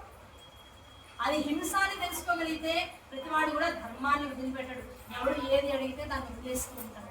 ఇలా చిన్న చిన్న విషయాలతో అనంతమైనటువంటి లౌకిక జ్ఞానాన్ని ఇస్తూనే ఆ లౌకిక జ్ఞానాంతర్గతంగా జీవుడు తప్పు మార్గంలోకి వెళ్లకుండా అడ్డుకునేటువంటి శక్తి పురాణానికి మాత్రమే. అందుకే పురాణ శ్రవణాన్ని చేయాలి. కనుక అహింస అనేటువంటి అలవడాలి అంటే ముందు పురాణ శ్రవణం చేయాలి. కనుక అహింసా మార్గంలోకి జీవుడు రావాలంటే కలియుగమంతా అహింసా మార్గమే. మరి ఆ హింసను ఎలా తెలుసుకోవాలి? ముందు హింస అంటే ఏంటో తెలుసుకోవాలి. హింస ఎన్ని రకాలుగా ఉంటుందో తెలుసుకో. జగత్తులో మంచిగా మాట్లాడతాడు, తేనె పూసిన కత్తిలా ఉంటాడు. ఆ మంచిగా మాట్లాడుతూనే నిన్ను అనరాని మాట్లాడుతుంటాడు. 10 మంది ముందు అవమానం చేసేస్తూ ఉంటాడు. డబ్బు ఇచ్చినట్టు ఇస్తాడు, దానికి తగిన వడ్డీ అడుగుతూ ఉంటాడు, ఆశిస్తూ ఉంటాడు. నీకు ఆ డబ్బు అవసరం ఉందని అడుగుతావు, ఆ డబ్బుకు మించి వడ్డీ నీ దగ్గర నుంచి పడి వాళ్ళు అమ్ముతుంటాడు. హింసకి మార్గాలు ఇవన్నీ కూడా. ఇష్టమైనవి పొందుతూ ఉంటాడు, ఇమ్మంటే ఎదురు దాన్ని కొనుక్కోమని చెప్తూ ఉంటాడు. వాడి దగ్గర అపారమైనటువంటి ఆహారం ఉంటుంది, ధనం ఉంటుంది, వస్త్రాలు ఉంటాయి, అన్నీ ఉంటాయి. లేని వాడికి ఇవ్వడానికి మాత్రం వ్యాపారం అడ్డొస్తూ ఉంటుంది. ఇప్పుడు చూడండి, ఎన్ని బట్టల స్టాళ్ళు ఉన్నాయి, ఎన్ని షాపులు ఉన్నాయి, ఎన్ని మాల్స్ ఉన్నాయి. ఎంత ఆహారం పాడైపోతుంటే రోజు కూడా దాన్ని మళ్ళీ పడేస్తూ ఉన్నాం. ఆ పడేసేటప్పుడు అసలు ఎవరికి అవ్వకుండా అందరం పంచుకుంటే అసలు వ్యాపారమే లేదుగా, కలిసిమెలిసి ఉండడమేగా. అదేగా వసుదైవ కుటుంబం మొత్తం వేదం చెప్తున్నటువంటి విషయం. మరి వేదం చెప్తున్న విషయాన్ని తెలుసుకోలేమే అనుకున్నప్పుడు, ఒక మనిషి యొక్క ఆనందమే నీకు కారణమవుతుందని నువ్వు భావించినప్పుడు, అది నువ్వు పురాణ శ్రవణం వల్ల తెలుసుకున్నప్పుడు, ఒక మనిషి ఆనందానికి నువ్వు కారకుడు అవ్వాలనేటువంటి ఆలోచన నీలోకి వస్తే కనుక ఇంకా నువ్వు ఎవరితోనూ వ్యాపారం చెయ్యవు. వ్యాపారం ఎలాంటిది? ఉన్నదాన్ని అవసరం ఉన్న వాడికి ఇవ్వకుండా అట్టి పెట్టుకోవడమే వ్యాపారం. నిజంగా చెప్పండి, ఏమంటే అవసరమైన వాడికి అవసరమైన దాన్ని మన దగ్గర ఉంచుకుని కూడా వాడి అవసరం మన అవసరం వాడి ఇస్తే తప్ప వాడి అవసరాన్ని తీర్చమన్నంత స్థితిలో మనం ఉన్నామంటే వ్యాపారం. ఆ అవసరం లేనటువంటి దాన్ని ఎక్కువ స్థాయిలో మన దగ్గర అట్టి పెట్టుకుంటున్నాము అంటే ఇప్పుడు మనం ఎవరితో సమానం? ఎలుకలు ఏం చేస్తాయి? వాళ్ళకి అవసరం లేనటువంటి ధాన్యాన్ని, విషయాన్ని కూడా ఎక్కడి నుంచో దొంగిలించి తెచ్చుకుంటూ కలుగు నిండా తెచ్చుకుంటున్నాం. మరి అవన్నీ ఏమైనా అనుభవిస్తాయా? మీరు రోజు ఇక్కడ నుంచి బయటకు వస్తున్నాయి, ఇక్కడ నుంచి లోపలికి వెళ్తున్నాయి, బయటకు వస్తున్నాయి, లోపలికి వెళ్తున్నాయి, ఇంట్లో వస్తున్నవి మాయమవుతున్నాయి. యజమాని తెలియగానే శుభ్రంగా కలుగు పరవలు కొడతాడు, ద్రవ్యమంతా మట్టి పాలవుతుంది, వెలుగు చచ్చిపోతుంది. మరి ఇన్నాళ్ళు ఎందుకు కొనిపెట్టుకుంది? అవునా కదా? ఆశ వల్ల కలిగేటువంటి దోషాలు హింసకి కారణభూతంగా ఉంటుంటాయి. కనుక ఆశని వదిలేయాలి. అయ్యా ఆశను ఎలా వదిలేయాలి? ప్రకృతి నీకు అంతా ఇస్తోంది కదయ్యా, ప్రకృతి సమస్తము నీకు ఇస్తోంది, ఇవ్వడానికి రెడీగా ఉంది. తీసుకోవడానికి కావాల్సినటువంటి మార్గాన్ని మాత్రమే నువ్వు వెతుక్కో. మామిడి చెట్లు అనంతంగా ఉన్నాయి, హాయిగా చెట్టు నుంచి మామిడి పళ్ళు కోసుకుని అందరూ ఆకలి తీరుతుంది ఆ పాఠశాలందరికీ. అంతే తప్ప ఇదంతా నాతో ఇవన్నీ మా మామిడి పళ్ళు అనుకుంటే రూపాయికి మామిడి పళ్ళు అమ్ముదా ఉంటుంది. 100 మామిడి పళ్ళు ఒక కాలంలోకి 500 రూపాయలు, 1000 రూపాయలు, చివరికి ఆవకాయలు మాకాయలు పెట్టుకోవడం కూడా డబ్బుతో కూడినటువంటి వ్యవహారం అవుతుంది. ఇదివరకు రోజుల్లో ఏమీ లేనివాడు పచ్చడి పెట్టుకుంటూ తినేవాడు. ఇప్పుడు ఉన్నవాడు కూడా డబ్బు పెట్టి కొనుక్కున్నా, లేనివాడు కూడా చివరికి పాపం డబ్బులు పెట్టి పచ్చడి వేస్తూ పచ్చళ్ళతోనే అన్నం తినాల్సి వస్తుంది. అవునా కదా? అంటే పచ్చడి పెట్టుకుని కూడా ఫ్రీగా వచ్చే స్థితి దాటిపోయామా? అంటే హింస ఎంత పెరిగిపోయిందో కలియుగంలో. ఏదీ లేకుండా ఎవరూ బాధపడకుండా ఉండగలిగే సమాజాన్ని చూడాలనేటువంటి సంకల్పాలు పురాణ శ్రవణం ద్వారా అందరూ చేయవలసినటువంటి మొట్టమొదటి విషయం.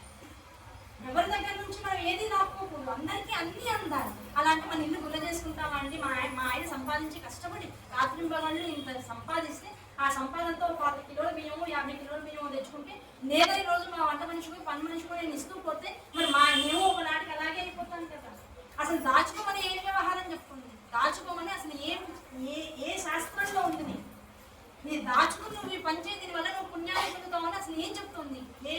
ఏ పురాణంలో ఉంది, ఏ శాస్త్రంలో ఉంది? అసలు వేదం ఎక్కడి నుంచి ఏ విభాగంలో చెప్పింది నీకు దాచుకోవడం అనేటువంటిది ఎక్కడా లేదు. లేనితనం అనేటువంటి దాన్ని అధికంగా చూసినటువంటి ప్రేరకం వల్ల ప్రతి వాళ్ళు అవసరం లేని దాన్ని కూడా అంతే స్థాయిలో దాచుకుంటూ వస్తున్నారు. కనుక దాచుకోవడం ఎందులో నుంచి పుడుతుందయ్యా అంటే లేమిలోంచి పుడుతుంది. అసలు లేకుండా ఉండడం అనేటువంటి పరిస్థితుల నుంచి అందరూ అన్నీ ఉన్న స్థితిలో కనుక ఉండగలిగినట్లయితే అది ఎలా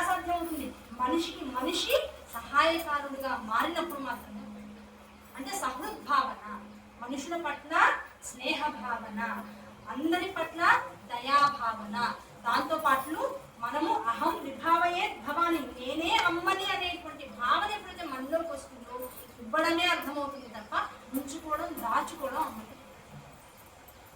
అవునా కదా? అటువంటి చింతన నీలో పెరగాలి. అది ఉన్నప్పుడు మాత్రమే కలియుగం అసలు రానే రాదు. కలియుగం వచ్చేదే హింసాత్మకమైనటువంటి ఆలోచనల నుంచి. ఆ అహింస అనేటువంటి ఎప్పుడైతే నీ మనసులో ఉంటుందో కలి ప్రవేశించేటువంటి స్థానాన్ని నువ్వు ఎక్కడికైనా మూసేసేసి, ఆ మూసినప్పటికి ఏమైపోయింది? అంతా కూడా ధర్మమే, ధర్మస్వరూపమే కనబడుతుంటుంది. అటువంటి స్థితి రావాలి జగత్తులో. దానికోసం ఇటువంటి పురాణాలన్నీ కూడా మా గురువు గారు జగత్తులోకి వచ్చారు. కనుక ఈ అహింసా మార్గంలో ఉన్నటువంటి వారు ఈ నైమిషారణ్యంలో ఉన్నటువంటి మీ మహర్షులందరూ కూడా చివరికి యజ్ఞయాగాది క్రతువుల్లో కూడా జంతు పని చేస్తూ ఉండేవారు. ఆ యుగ ధర్మాన్ని బట్టి, అది కూడా తప్పనడానికి అవకాశం లేదు. ఇవన్నీ తప్పు యుగ ధర్మాన్ని బట్టి అన్నారు. మరి అయితే అన్నిటినీ చంపడము, జంతు పనులు చేయడము ఇవన్నీ కూడా యుగ ధర్మమే అయితే అవి అసలు అధర్మమే కదా, విషయం అయితే అధర్మమే కదా. మరి యుగ ధర్మాన్ని బట్టి అవన్నీ పాటించవచ్చు అంటే అర్థం ఏమిటంటే ఎటువంటి వాటినైనా సరే చంపి మళ్ళీ వాటిని పునరుజ్జీవితం చేయగలిగేటువంటి శక్తి వాళ్ళకు ఉండేది. పరశురాముడు తల్లిని చంపాడు, అదొక విషయం పెట్టేశారు. ఎందుకు చంపాడు? తండ్రి మళ్ళీ ఆవిడని బతికించగలడు అనేటువంటి విషయం ఆయనకు తెలుసు కనుక చేశాడు. తండ్రిలో అంత శక్తి ఉంది కనుక, అంత మంత్ర దీక్షాపరుడు కనుక చేయగలిగాడు. ఇప్పుడు అందరం అలాగే చేయగలం. పరశురాముడే చంపాడు, నేను చంపితే ఎంతసేపు, నేను చంపకూడదా అని నిమిషంలో వేస్తూ ఉంటాం. నిందవచనాలు పలికేటప్పుడు, అవతల వాడిని బాధ పెట్టాలనుకున్నప్పుడు, మనం అధర్మ మార్గంలో ఉన్నప్పుడు. కానీ పరశురాముడు ఎందుకు వ్యవహారం చేశాడంటే చేయవలసినటువంటి సందర్భం అమ్మ వల్ల మాయా ప్రేరితంగా జనించింది జగత్తులో. ఆ ప్రేరేపణ జరిగినప్పటికీ తండ్రి ఎంత సమర్థుడో తెలుసుకున్నటువంటి కొడుకు అంతటి పనిని చేయడానికి ముందుకొచ్చాడు. చేసిన తర్వాత ఏమైంది? మళ్ళీ తండ్రి నీ గురు భక్తికి, నీ తండ్రి భక్తికి మెచ్చానయ్యా, ఏం కావాలో కోరుకో అన్నాడు. వెంటనే ఏమడిగాడు? నా తల్లి ప్రాణాలు ఇచ్చేవయ్యా.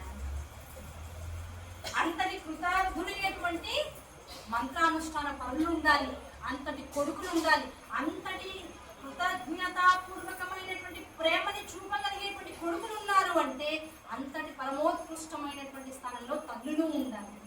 ఆ తల్లి ఎంత గొప్పది కాబట్టి కొడుకు అంత జ్ఞానాన్ని పొందాడు. కనుక ఇవన్నీ ఎలాంటివంటే వైస్ వర్స.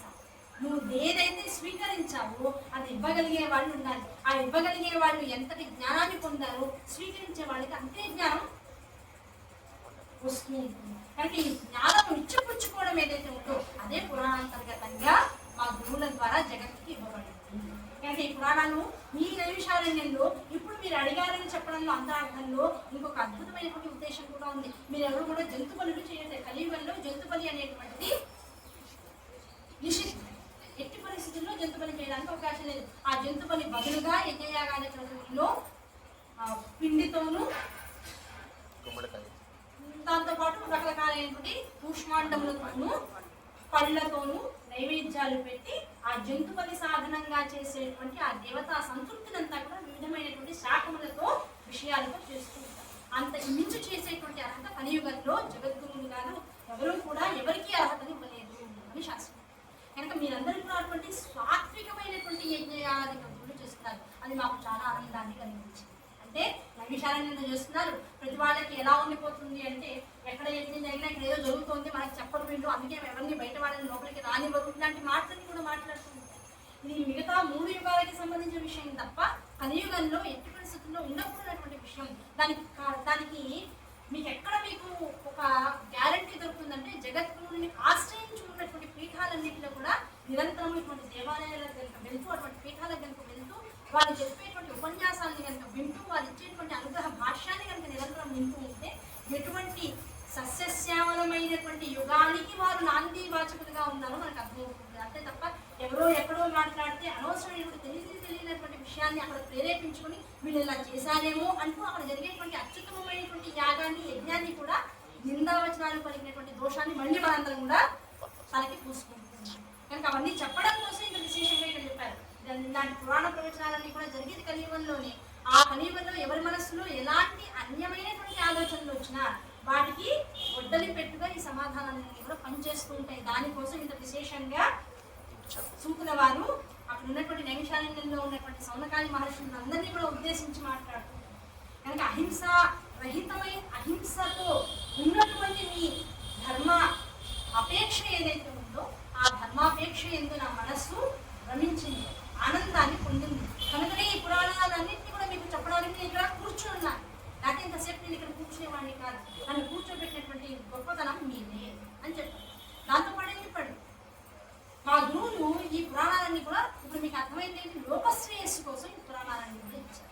ఈ పురాణాలన్నింటినీ కూడా ఇచ్చేటువంటి సమయంలో వారి మనస్సు ఎప్పుడు కూడా చింతాక్రాంతమయ్యే ఉంది. ఆ చింతతో వారు ఏం చేశారు, మనస్సుని మధించారు. మనస్సుని మధించడము అంటే అర్థం ఏమిటి, ఆ మనస్సుతో ఇది తప్ప ఇది ఒప్ప, ఈ ఆలోచన ఎందుకు వచ్చింది, ఈ ఆలోచన ఎందుకు కలుగుతుంది, దీని ద్వారా నా మనస్సు ఎన్ని పైపరి విధాల వైపు పోతుంది, దీని నుంచి భగవంతుడు నా నుంచి ఏది ఆశిస్తున్నాడు అనేటువంటి విషయంగా కొన్ని రోజుల పాటు అయినా విశ్రామం అనేటువంటిది లేకుండా పాపం తపస్సు చేస్తూ ఉండేవారట. ఆ తపస్సులోంచి వచ్చినటువంటి అమృత గుళికలయ్యాయి ఈ పురాణాలన్నీ కూడా. అమృతాన్ని నిజంగా స్వీకరించిన వాడు బాగుపడతాడు. గురుదేవులు ఇచ్చినటువంటి వ్యాస భగవానుడు ఇచ్చినటువంటి ఈ అమృత గుళికల్ని కనుక ఎవరైతే స్వీకరిస్తారో అటువంటి వారి వంశాలన్నీ కూడా ఉద్ధరింపబడుతుంటాయి. కనుక వంశాలు ఉద్ధరింపబడతాయి పొద్దున్న నుంచి మీరు 4వ సారి చెప్పడం. ఇన్నిసార్లు ఎందుకు అనుకోవడం అంటే, ఎక్కడైనా పితృదోషాలు చేశామేమో, ఎక్కడైనా తెలిసి తెలియకుండా తల్లిదండ్రుల మనస్సుల్ని బాధ పెట్టామేమో, మన పూర్వులు కూడా ఎవరైనా తెలిసి తెలియకుండా మన వాళ్ళ తల్లిదండ్రుల యొక్క మనస్సుని బాధ పెట్టారు. ఎక్కడ ఏ దోషం మిగిలిపోయినా నేను దేవి భావతం చదువుతున్నాను, దేవి భావతాన్ని వింటున్నాను, విన్నదానిలో వ్యాస భగవానుడు చెప్పి ఉన్నాడు, దేవి భావతాన్ని విన్నంత మాత్రము చేత పితృదోషాలన్నీ కూడా తొలగిపోతాయి, వంశం ఉద్ధరింపబడుతుంది, అందరూ ఊర్ధ్వలోకాలకి ప్రయాణం చేస్తారని చెప్పారని 10 సార్లు అనుకోవడం ద్వారా తెలిసి తెలియకుండా ఎవరో ఎక్కడో చేసినటువంటి దోషాలు కూడా సంపూర్ణంగా మొత్తం పూకటి వేళతో సహా తొలగించబడిపోయి మన పూర్వజులందరూ కూడా ఉత్తమమైనటువంటి పితృలోకాన్ని అధిరోహించేటువంటి అవకాశం మనం ఇచ్చినటువంటి వాళ్ళం ఉంటాం. అందుకని ఎన్నిసార్లైనా గుండెల్ని చేసుకునేటప్పుడు మా నాన్నగారు నేను ఎప్పుడు బాధ పెట్టలేదు అనుకోండి. ఒకసారి వారు పోయాక ఎక్కడా నేను వారికి ఎక్కడా కూడా ఒక్క తద్దిన ఒక మాసికం పెట్టడంలో కూడా ఎక్కడా నేను తేడా చేయలేదు అనుకోండి. ఒకసారి గుండెలు చేసుకుంటాం. తెలియదు, కాలదోషం కావచ్చు, భావదోషం కావచ్చు, మంత్రదోషం కావచ్చు, దీంతో పాటుగా అనుకోకుండా స్వాభావికంగా అక్కడ అనుకోకుండా మనం చేసినటువంటి సమయంలో కోడి కూర్చుండొచ్చు, ఉండొచ్చు, కుక్క అరిచి ఉండొచ్చు, కాలికి దారం చుట్టుకుని ఉండొచ్చు, మన భోక్త అయినటువంటి వాడి యొక్క పళ్ళు ఒకటి పుచ్చి ఉండొచ్చు. చూడగలరా? మీరు డెంటిస్ట్ కానీ మీరు భక్తులుగా మా ఇంటికి రేపు పొద్దున్న రావాలి, మా పితృకార్యం ఉంది, ఆ కార్యంలో భక్తులుగా వస్తూ ఉంటే మీ పళ్ళన్నీ కూడా బాగుండాలట, గోళ్ళన్నీ బాగుండాలట, మీకు ఎక్కడా కూడా అవలక్షణాలు ఉండకూడదు, అర్ధావయవాలు ఉండకూడదు, శరీరం అంతా ఆరోగ్యవంతంగా ఉండాలట, మీకు మొత్తం క్లినికల్ టెస్టులన్నీ చేయిస్తాను, మొత్తం అన్ని టెస్టులు అయిన తర్వాత మీరు నాకు భక్తగా రావాలని ఆయన చెప్తాను. ఎక్కడో ఏదో తేడా వస్తుంది, అవునా కదా? కూర్చుపోయిన పన్ను ఉండొచ్చు, కాస్త వినపడమన్నటువంటి అసక్తత ఉండొచ్చు, కళ్ళు సరిగా కనపడకుండా ఉండొచ్చు. ఇది ఏ దోషం ఉన్నా సరే భక్తగా పనికిరాడు. కానీ వచ్చే వాళ్ళందరూ అంత ఆరోగ్యవంతులు ఉంటే వాళ్ళు ఆ భక్తవతిని ఎందుకు ఎంచుకుంటారు? ఈ రోజుల్లో అది చాలా చిన్నదైనదిగా భావింపబడుతుంది కనుక ఆ మాట అంటాం. నిజంగా తండ్రి పితృకార్యాల్లో భక్తగా వచ్చేటువంటి వాడికి బ్రహ్మస్థానం ఇస్తుంది వేదం.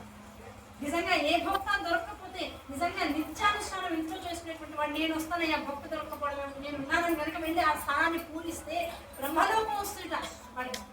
అది మోక్ష హేతువు ఆ భక్తగా కూర్చోవడం. ఆ పితృకార్యాది క్రతువుల్లో మంత్రం చెప్పేటువంటి వాడికి విష్ణులోకం ఆ శ్రద్ధగా ఎవరైతే పితృకార్యాన్ని చేశాడో వాడు శాశ్వత శివ సాయుధ్యాన్ని పొందుతాడు. అంటే 3 రకాల లోకాన్ని అనుగ్రహిస్తుంది పితృకార్యం అనేటువంటిది. ఆ పితృకార్యాల్లో జరిగేటువంటి దోషాలు ఎలా జరుగుతున్నాయో నేను తెలుసా. ఎన్నో దోషాలు ఇప్పుడు అక్కడ జరిగి ఉండొచ్చు కాక పితృకార్యం జరుగుతుంది, భక్తులకు వడ్డించాం, ఆవరించి ఉండొచ్చు, ఎవరైనా వచ్చినటువంటి వాళ్ళ ఇంటికి వచ్చినటువంటి బంధువులు పెద్దగా మాట్లాడుతూ ఉండొచ్చు, తుమ్మచ్చు, తగ్గచ్చు, అనవసరమైనటువంటి అమంగళ వాక్యాలు మాట్లాడుతూ ఉండొచ్చు. అది వీళ్ళు వినరా అని కాదు, ఆ క్షణంలో ఆ పితృదేవతా స్థానాల్లో ఉన్నటువంటి అసలైనటువంటి దేవతామూర్తులు అవన్నీ కూడా వింటూనే ఉంటారు, గ్రహిస్తూనే ఉంటారు. వారి పట్ల మనం దోషం చేసినట్టు లెక్క. ఆ దోషాలని పోవాలని ఏం చేయాలి? దేవి భావతం స్మరిస్తున్న ప్రతిసారి మా పితృదేవతలందరూ కూడా ఉద్ధతిని పొందాలి. 7 తరాలు ముందు 7 తరాల తర్వాత కూడా ఎవరికి ఇటువంటి దోషాలు అంటకూడదు అనేటువంటి భావన 10 సార్లు అనుకుంటున్నారు. అందుకు ఇన్నిసార్లు అనుకుంటున్నారు. ఇప్పుడు ఏమవుతుంది మనసుకి, అమ్మయ్య ఇప్పుడు విన్న తర్వాత మా వాళ్ళందరూ బాగుంటారు, పై లోకాలకి వెళ్తారు, నా పాపాలన్నీ కూడా తొలగిపోయాయి అనేటువంటి ఒక సుస్థిరమైనటువంటి ఆలోచన లోపలికి వస్తే మనసు స్థిమితపడుతుంది. స్థిమితపడితే మనసుతో ఏ మాట విన్నా అది మోక్షకారకం. కనుక ఇన్నిసార్లు చెప్పుకుంటాం. కనుక పితృదేవతలకు ఎప్పుడు కూడా నమస్కరించుకుంటూ ఉండాలి, వారి పట్ల దోషం చేయకుండా ఉండాలి. దేవతల కన్నా పితృదేవతలు గొప్ప, వారి అనుగ్రహం లేకపోతే దేవతలు కూడా ఏమి చేయదు. అది అసలైనటువంటి రహస్యం. అన్ని తల్లిదండ్రులు బతికున్నారా, చాలా మంది వస్తుంటారు దగ్గరికి, అయ్యా మా జాతకాలు బాగానే ఉంటాయి, మా ఇంట్లో మా పిల్లలు ఇలా ఉన్నారు, మా ఆయన అలా ఉన్నారు, మా అత్తగారు అలా ఉంది, ఎక్కడికి ఇంకా పోవట్లేదని మా అత్తగారు అదే ఉంటుంది.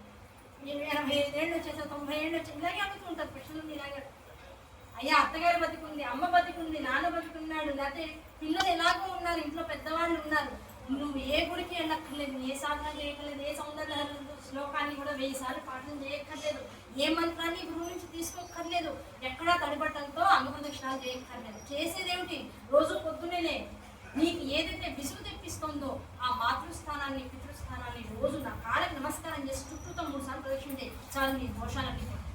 బతికున్నారా అమ్మా నాన్నలు, అదృష్టవంతులు.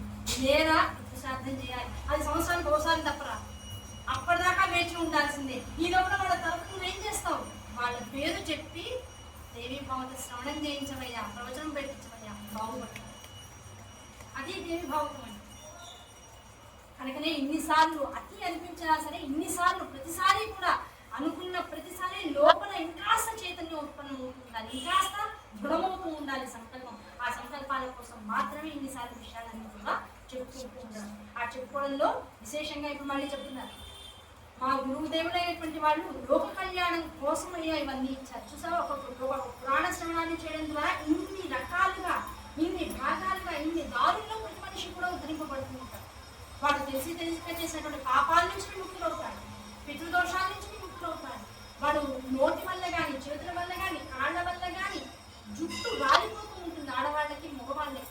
అది తొక్కకూడనటువంటి వాళ్ళు, మడితో ఉన్నవాళ్ళు, అర్చక స్థానంలో ఉన్నటువంటి వాళ్ళు బతుకున్న వాటిని తొక్కినా కూడా మహాదోషం వస్తుంటుంది. అటువంటి దోషాలు ఎలా తీసేసుకుంటాం, అసలు అది దోషం జరిగిందని మనకు ఎలా తెలుస్తుంది, ఆ దోషం జరగకుండా దాన్ని ఆపగలిగే శక్తి నీకు ఎక్కడ ఉంటుంది. ఇవన్నీ అంత తేలికైనటువంటి విషయాలు కావు. దోషాల గురించి వర్ణించుకుంటూ పోతే మాట ఇంకో చోట వస్తుంది. నరకంలో జీవులు అనుభవించేటువంటి విషయాల గురించి మొత్తం ఒక రోజు ప్రవచనం అంతా ఉంటుంది. అది వింటూ ఉంటే భయం వేస్తుంది.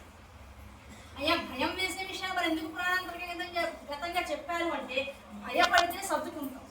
మనకు ఒక పెద్ద పేడకలు వచ్చిందండి, చాలా మంది ఏమంటే నాకు పేడకలు వచ్చిందండి, అందులో ఏదో పెద్ద భూతం ఏదో నా మీద అయిపోతున్నట్టు వస్తుందండి, నాకేమన్నా అయిపోతుందా, ఇప్పుడు నాకేమైనా భవిష్యత్తు ఏమైనా నాకు సంకేతిస్తుందా, నాకేదో భవిష్యత్తు బాగాలేదని. అంటే ఒకటే విషయం, నీకు ఏదన్నా భయపడేది నీ కలలో కనిపించినా, నీ స్మృతిలోకి వచ్చినా, నువ్వు జడుచుకున్నావు అంటే అర్థం ఇక నుంచి జాగ్రత్త పడాలి. ఆ జాగ్రత్త ఎందులో పడాలి, నువ్వు ఎక్కడ తప్పు చేస్తున్నావో అక్కడ జాగ్రత్త పడాలి. అవునా కదా,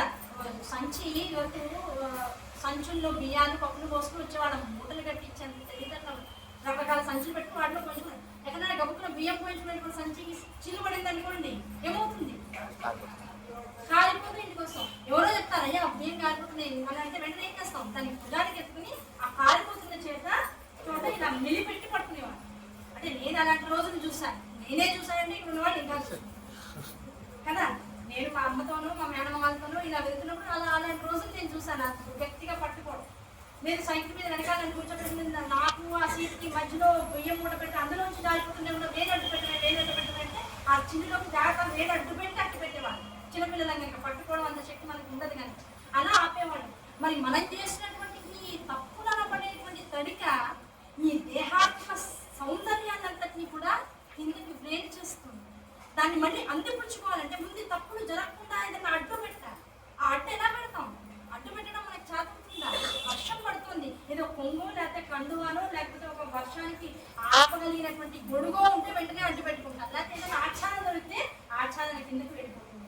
అవునా కదా, మరి ఇన్ని తప్పులు జరుగుతుంటే ఆచ్ఛాదన ఎలా పెట్టుకోవాలో, దేని కిందకి వెళ్ళాలో తెలియనప్పుడు ఏం చేయాలి, నిరంతరం గుడికి రండి అయ్యా, దేవాలయ సందర్శనం చేసుకోండి. దాన్ని మించినటువంటి ఆచ్ఛాదన లేదు. 10 సార్లు గుడికి వస్తూ ఉంటే 11వ రోజు తెలిసింది, అక్కడ బ్యానర్ చూసాను దేవి భవతం చెప్తున్నారు తెలిసి, దేవి భవతం చెప్తున్నారు తెలిసి ప్రేమైంది.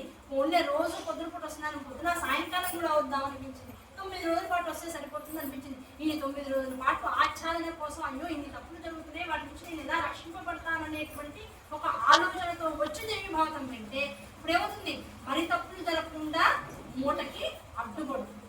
అడ్డుపడిన తర్వాత ఇప్పుడు లోపల ఉన్న దాన్ని బాగు చేసుకోవడం మిగులుతుంది, ఉన్నదాన్ని సర్దుకుని తినడం మిగులుతుంది. ఈ జీవితం ఎంత ఉందో, కాలం ఎంత ఉందో, ఈ శరీరం ఎప్పుడు పడిపోతుందో, దాని లోపల ఉన్నంతలో ఉన్నదాన్ని వినియోగించుకుని సత్ఫలితాన్ని పొందడం అర్థం. అది పొందాక పొద్దున్న ఏం చెప్తున్నాం ముందు క్రమంలో మీ శరీరం పడిపోతే వచ్చేది కొత్త శరీరమే, కొత్త పడితే దాంతో మళ్ళీ సాధన మొదలవుతుంది. కనుక ఎక్కడ ఆగినా, ఎక్కడ మళ్ళీ పునఃప్రారంభించినా, ఎక్కడ ఏది ఎలా ఉన్నా అది తప్పనిపించినా అది ఒప్పు కోసమే. ఒప్పు అనిపిస్తే మరి కాస్త ఉద్ధతిని పొందడం కోసం. కనుక ఏది కూడా అయ్యో ఇలా జరిగిందేంటి అనడానికి మనకి అర్హత లేదు. ఇదంతా కూడా అమ్మ చేసినటువంటి కృతమే, ఇదంతా కూడా అమ్మ యొక్క శాసనమే. అందుకే లలితా శాస్త్రాలు ఏం చెప్తారు? ఆబాలగోప విదిత సర్వానుల్లగ్న శాస్త్రం.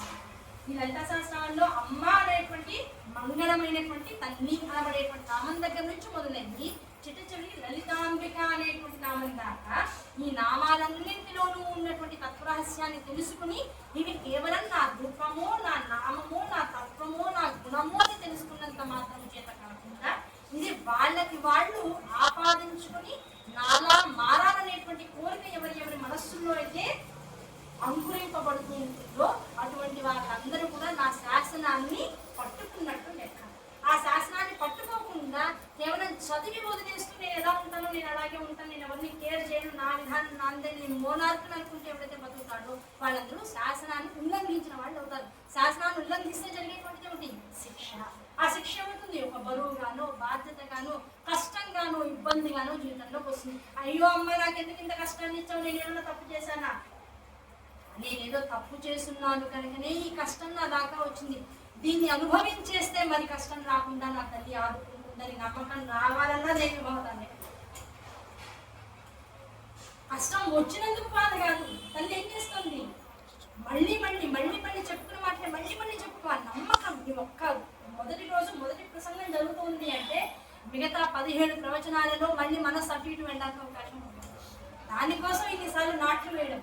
ఎన్నిసార్లు వేసామయ్యా నాట్లు అంటే మొత్తం పొలం నిండాలయ్యా, మొత్తం మనస్సు నిండద్దు, నాట్లు వేసినారట. ఇంకా తర్వాత దాన్ని పోషించడం అమ్మ చూస్తుంది. నాటు పడాలిగా, నాటు పడాలంటే ఆర్ద్రత అవ్వాలిగా, లోపల తడి రావాలిగా, తడున్న క్షేత్రంలోనేగా నాట్లు పడుతుంది. ఆ నాట్లు పడ్డాక కదా అది పెరిగేది. ఆ పెరిగేదాకా అమ్మ చూసుకుంటుంది అనుకుంటే వేయడం మాత్రం మన బాధ్యత. దానికోసం ఇంత కష్టం. అవునా కదా? ప్రతి మనిషికి 2 అకౌంట్లు ఉంటాయి.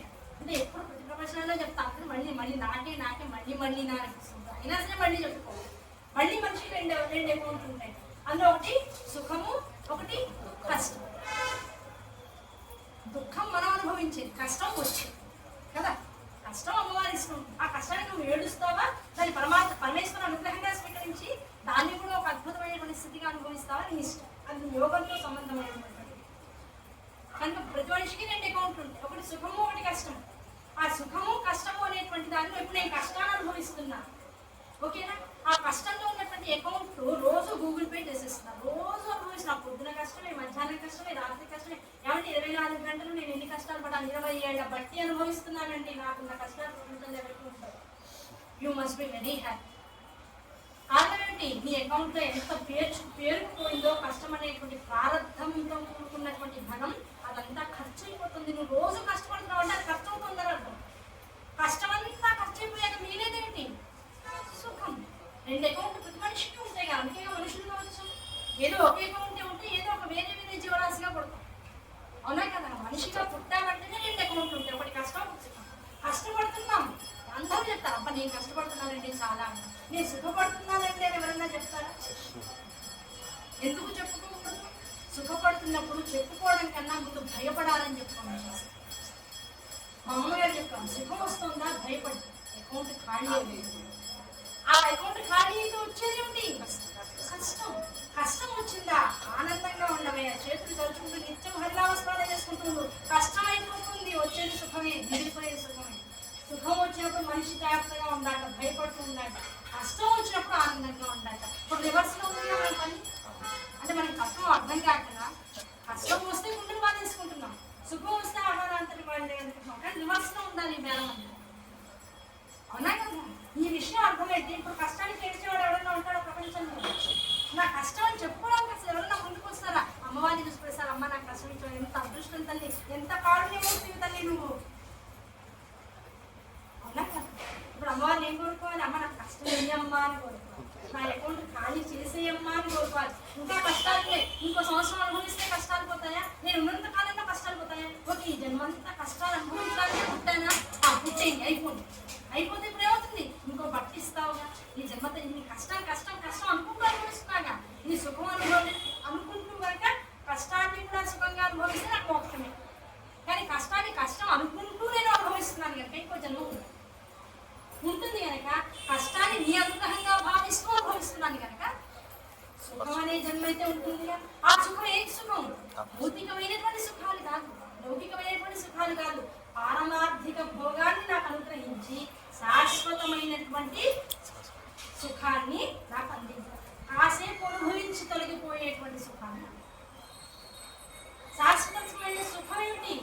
అమ్మ ఒళ్ళో కూర్చోవడం సుఖం, అది శాశ్వతం. ఎంతసేపు కూర్చున్నా బాగుంది కదా, ఎంతసేపు కూర్చున్నా బాగుంది. పిల్లవాడు ఉన్నాడు, అమ్మ ఒళ్ళో ఉంటాడు, కాసేపు ఆ నడకరా వచ్చి ఎదుర్కొన్న ఇద్దరు పిల్లలు ఆడుకుంటే అమ్మ ఉండు కాసేపు అని అమ్మను వదులుకుని కాసేపు కిందకి వెళ్తాడు, ఆడుకుంటాడు, అలసిపోతాడు, మళ్ళీ ఎక్కడ పడుకోవాలి? ఈ లౌకికమైనటువంటి భ్రాంతులన్నీ కాసేపు ఆకర్షిస్తాయి కానీ శాశ్వతంగా ఎన్ని ఆకర్షణలు జీవితంలో వచ్చినా తన దగ్గర ఉంచుకునేటువంటిది, ఉంచుకోగలిగినటువంటిది, నువ్వు ఎన్నిసార్లు లౌకికమైనటువంటి భ్రాంతుల్లోకి వెళ్ళినా మళ్ళీ వచ్చి స్వాంతన పొందేది అమ్మ దగ్గర. కనుక అమ్మ స్థానం శాశ్వత స్థానం. కనుక అమ్మని పొందడమే అసలైనటువంటి సుఖానికి ఆలవాలం. కనుక అమ్మని పొందడమే నీకు కావాలి. కానీ ఇప్పుడు సుఖం అంటే ఎక్కడుంది? అమ్మ నిన్ను పొందితే చాలు, నిన్ను పొందితే చాలు అంటున్నావు. ఇప్పుడు ఏమవుతుంది? మనం కూడా వచ్చే జన్మలోనూ ఈ శరీరం పడిపోయిన తర్వాతనే ఏమవుతాం? అమ్మని పొందడమే సుఖముగా భావించవలసినటువంటి వస్త్రాన్ని ధరిస్తాం. అమ్మ ఉంటే చాలు, అదే సర్వోత్కృష్టమైనటువంటి స్థానం అనేటువంటి స్థితిని పొందుతూ ఉంటాం. అది ఎవరి స్థితి? జగద్గురువుల స్థితి, శంకరాచార్య వారి స్థితి. ఇప్పుడు అందరం ఏమవుతాం? అమ్మని పొందడమే సర్వసుఖాలకు ఆలవాలం అని తెలుసుకుని కనుక అటువంటి జన్మ కోసం వెయిట్ చేస్తే ప్రతి వాళ్ళు శంకరాచార్య వారు. ఒక శంకరాచార్య వారి వల్లనే జగత్తంతా ప్రక్షాళన చేయబడి ఇంత ఉత్కృష్టమైనటువంటి సాలోక్య సారూప్య సామీప్య సాయుధ్య స్థితిని నిరంతరం అనుభవించేటువంటి ఆనందాన్ని పొంది ఉంది. అలాంటిది ఇంటికి ఒక శంకరాచార్య వారు అసలు అటువంటి సంకల్పాలు చేస్తే జగత్తంతా జంబూద్వీపే భరతవర్షే భరతఖండే అయిపోతుంది. అవునా కదా? జగత్తంతా ఒక తాటిలోకి వచ్చేస్తుంది. శంకరుడు పుట్టడమే ఆలస్యం. పుట్టాలి అంటే చేయాల్సిందేంటి? ముందు నువ్వు గర్భం దాచు. ఆ గర్భంలో ఏముండాలి? శాశ్వతమైనటువంటి సుఖం ఉండాలి. నాకు విసుగు పుట్టించినంత ఆనందం ఉండాలి. శాశ్వతమైన సుఖము విసుగు పుట్టించినంత ఆనందము ఉండాలంటే అది ఏమవ్వాలి? మణిద్వీపం అవ్వాలి. ఆ మణిద్వీపాన్ని కడుపులో మొయ్యాలి అంటే నీ కడుపుందా ఏముండాలి? నిరంతర నామస్మరణతో ఆనందం. ఆ ఆనందం ప్రతిదాన్ని పొందే స్థాయిలో నువ్వు సాత్వికమైనటువంటి దృష్టితో కోణంతో మాత్రమే ఉండాలి. సాత్వికమైన ఆలోచనలు మాత్రమే రావాలి. ఆ సాత్విక బుద్ధియే నీలో అసలైనటువంటి ప్రేరణని కలిగిస్తూ ఉంటుంది. కానీ ఇప్పుడు వ్యాసుల వారికి వచ్చినటువంటి చింత ఎందులోంచి వచ్చింది? సాత్వికమైనటువంటి ఆలోచనల నుంచి మాత్రమే వచ్చినటువంటి చింత. ఆ చింతనను పెంచి జగత్తులో ఉన్నటువంటి వారందరి చింతనను పోగొట్టింది. కనుక అది ఎలాంటిది? అద్భుతమైనటువంటి గర్భం. అవునా కదా? అటువంటి గర్భము కనుకనే వారికి 18 పురాణాలు రాయగలిగేటువంటి శక్తి ఇచ్చింది అమ్మ పరమేశ్వరి. అంతటి గొప్ప గర్భము కనుకనే 18 పురాణాలతో పాటు 18 ఉప పురాణాలు రాశారు. దాంతోపాటు మహాభారతాన్ని కావ్యాన్ని రాశారు. అది పంచమ వేదమని విలువబడుతూ ఉంటుంది. దాంతోపాటు అఖండమైనటువంటి వేదాన్ని 4 భాగాలుగా విభజించారు. దాన్ని జగత్తుకు అందించారు. ఎవరు దేన్ని ఎలా స్వీకరించగలిగితే అలా వేదాన్ని నిరంతర సాధన చేసుకునేటువంటి మార్గాన్ని ఉచితంగా జగత్తుకు అందించేసేసారు. అంటే ఇంత చేసిన వారు ఎందుకు మళ్ళీ చింతాక్రాంతులైనారు? ఆ చింత వెనకాల అసలు రహస్యం ఏమిటి? జగత్తులో ఉన్నటువంటి వాళ్ళ యొక్క చింతను తీర్చాలనేటువంటి చింత కలిగింది. అటువంటి చింత ఆయన లోపలికి చోటుకెళ్ళింది. చింతాక్రాంతంగా తిరుగుతూ ఉన్నాడు. ఎక్కడ తిరుగుతున్నాడు? అక్కడ ఎక్కడ తిరగట్లేదు. ఏదో కాసేపు అలా రోడ్డు మీద వాకింగ్కి వెళ్దామని చెప్పేసి కార్బన్ డైఆక్సైడ్ నేను పీల్చుకుంటున్నాను. బదరీ క్షేత్రంలో ఉన్నటువంటి సరస్వతి నది ఒడ్డున కూర్చుని అక్కడే దాదాపుగా 1000 సంవత్సరాల పాటు తపస్సు చేసుకుంటూ ఆ తపస్సు మధ్యలో చింత మొదలైంది. లేచి అటు ఇటు తిరుగుతుందట. ఆ చింతలోంచి మనసు ఒకవైపు వెళ్ళింది. ఆ ఒకవైపు ఎక్కడికి వెళ్ళింది? ఆ సరస్వతి నది ఒడ్డు పక్కన ఒక అద్భుతమైన వృక్షం ఉంది. దాని శాఖలు ప్రశాఖలుగా ఉండి మొత్తం ఆ స్థలాన్నంతటినీ కూడా వాటి చక్రఛాయల్లో ఉంచుకుని అద్భుతమైనటువంటి చల్లదనాన్ని ఆ క్షేత్రానికి ఇస్తూ ఉంది. ఆ పెద్ద చెట్టు, ఆ పెద్ద చెట్టు సముదాయంలో ఆ కొమ్మల్లో శాఖల్లో ఎన్నో రకాల పక్షులు గూళ్ళు కట్టుకుని చక్కగా ఆనందకరమైనటువంటి జీవితాన్ని అనుభవిస్తూ ఉంటాయి. ఆ జీవితాన్ని అనుభవిస్తూ ఎన్నో పక్షులు ఉంటే అందులో ఒక పక్షికి సంబంధించినటువంటి గూడు ఏదైతే ఉందో దాన్ని ఏమంటాం? తెలుగులో ఏమంటాం? నెక్స్ట్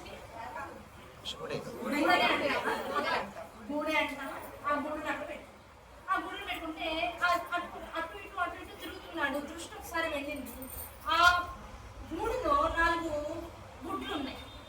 ఓహో గుడ్లు ఉన్నాయి అంటున్నాడు. గమనించిన మళ్ళీ తిరుగుతున్నాడు. అటు తిరుగుతున్నాడు. మళ్ళీ ఈసారి వచ్చాడు ఒక 4 గుడ్లు పొదులుతుంది. ఓహో పక్వానికి వచ్చేసాడు. అంటే ఇంకాసేపట్లో వాటి నుంచి చిన్న పక్షి పిల్లలు బయటికి వస్తాయి. చూశాడు, అటు ఇటు తిరిగాడు. అందులోంచి ఒక పక్షి నన్ను పగలు కొట్టుకుంది. పగలు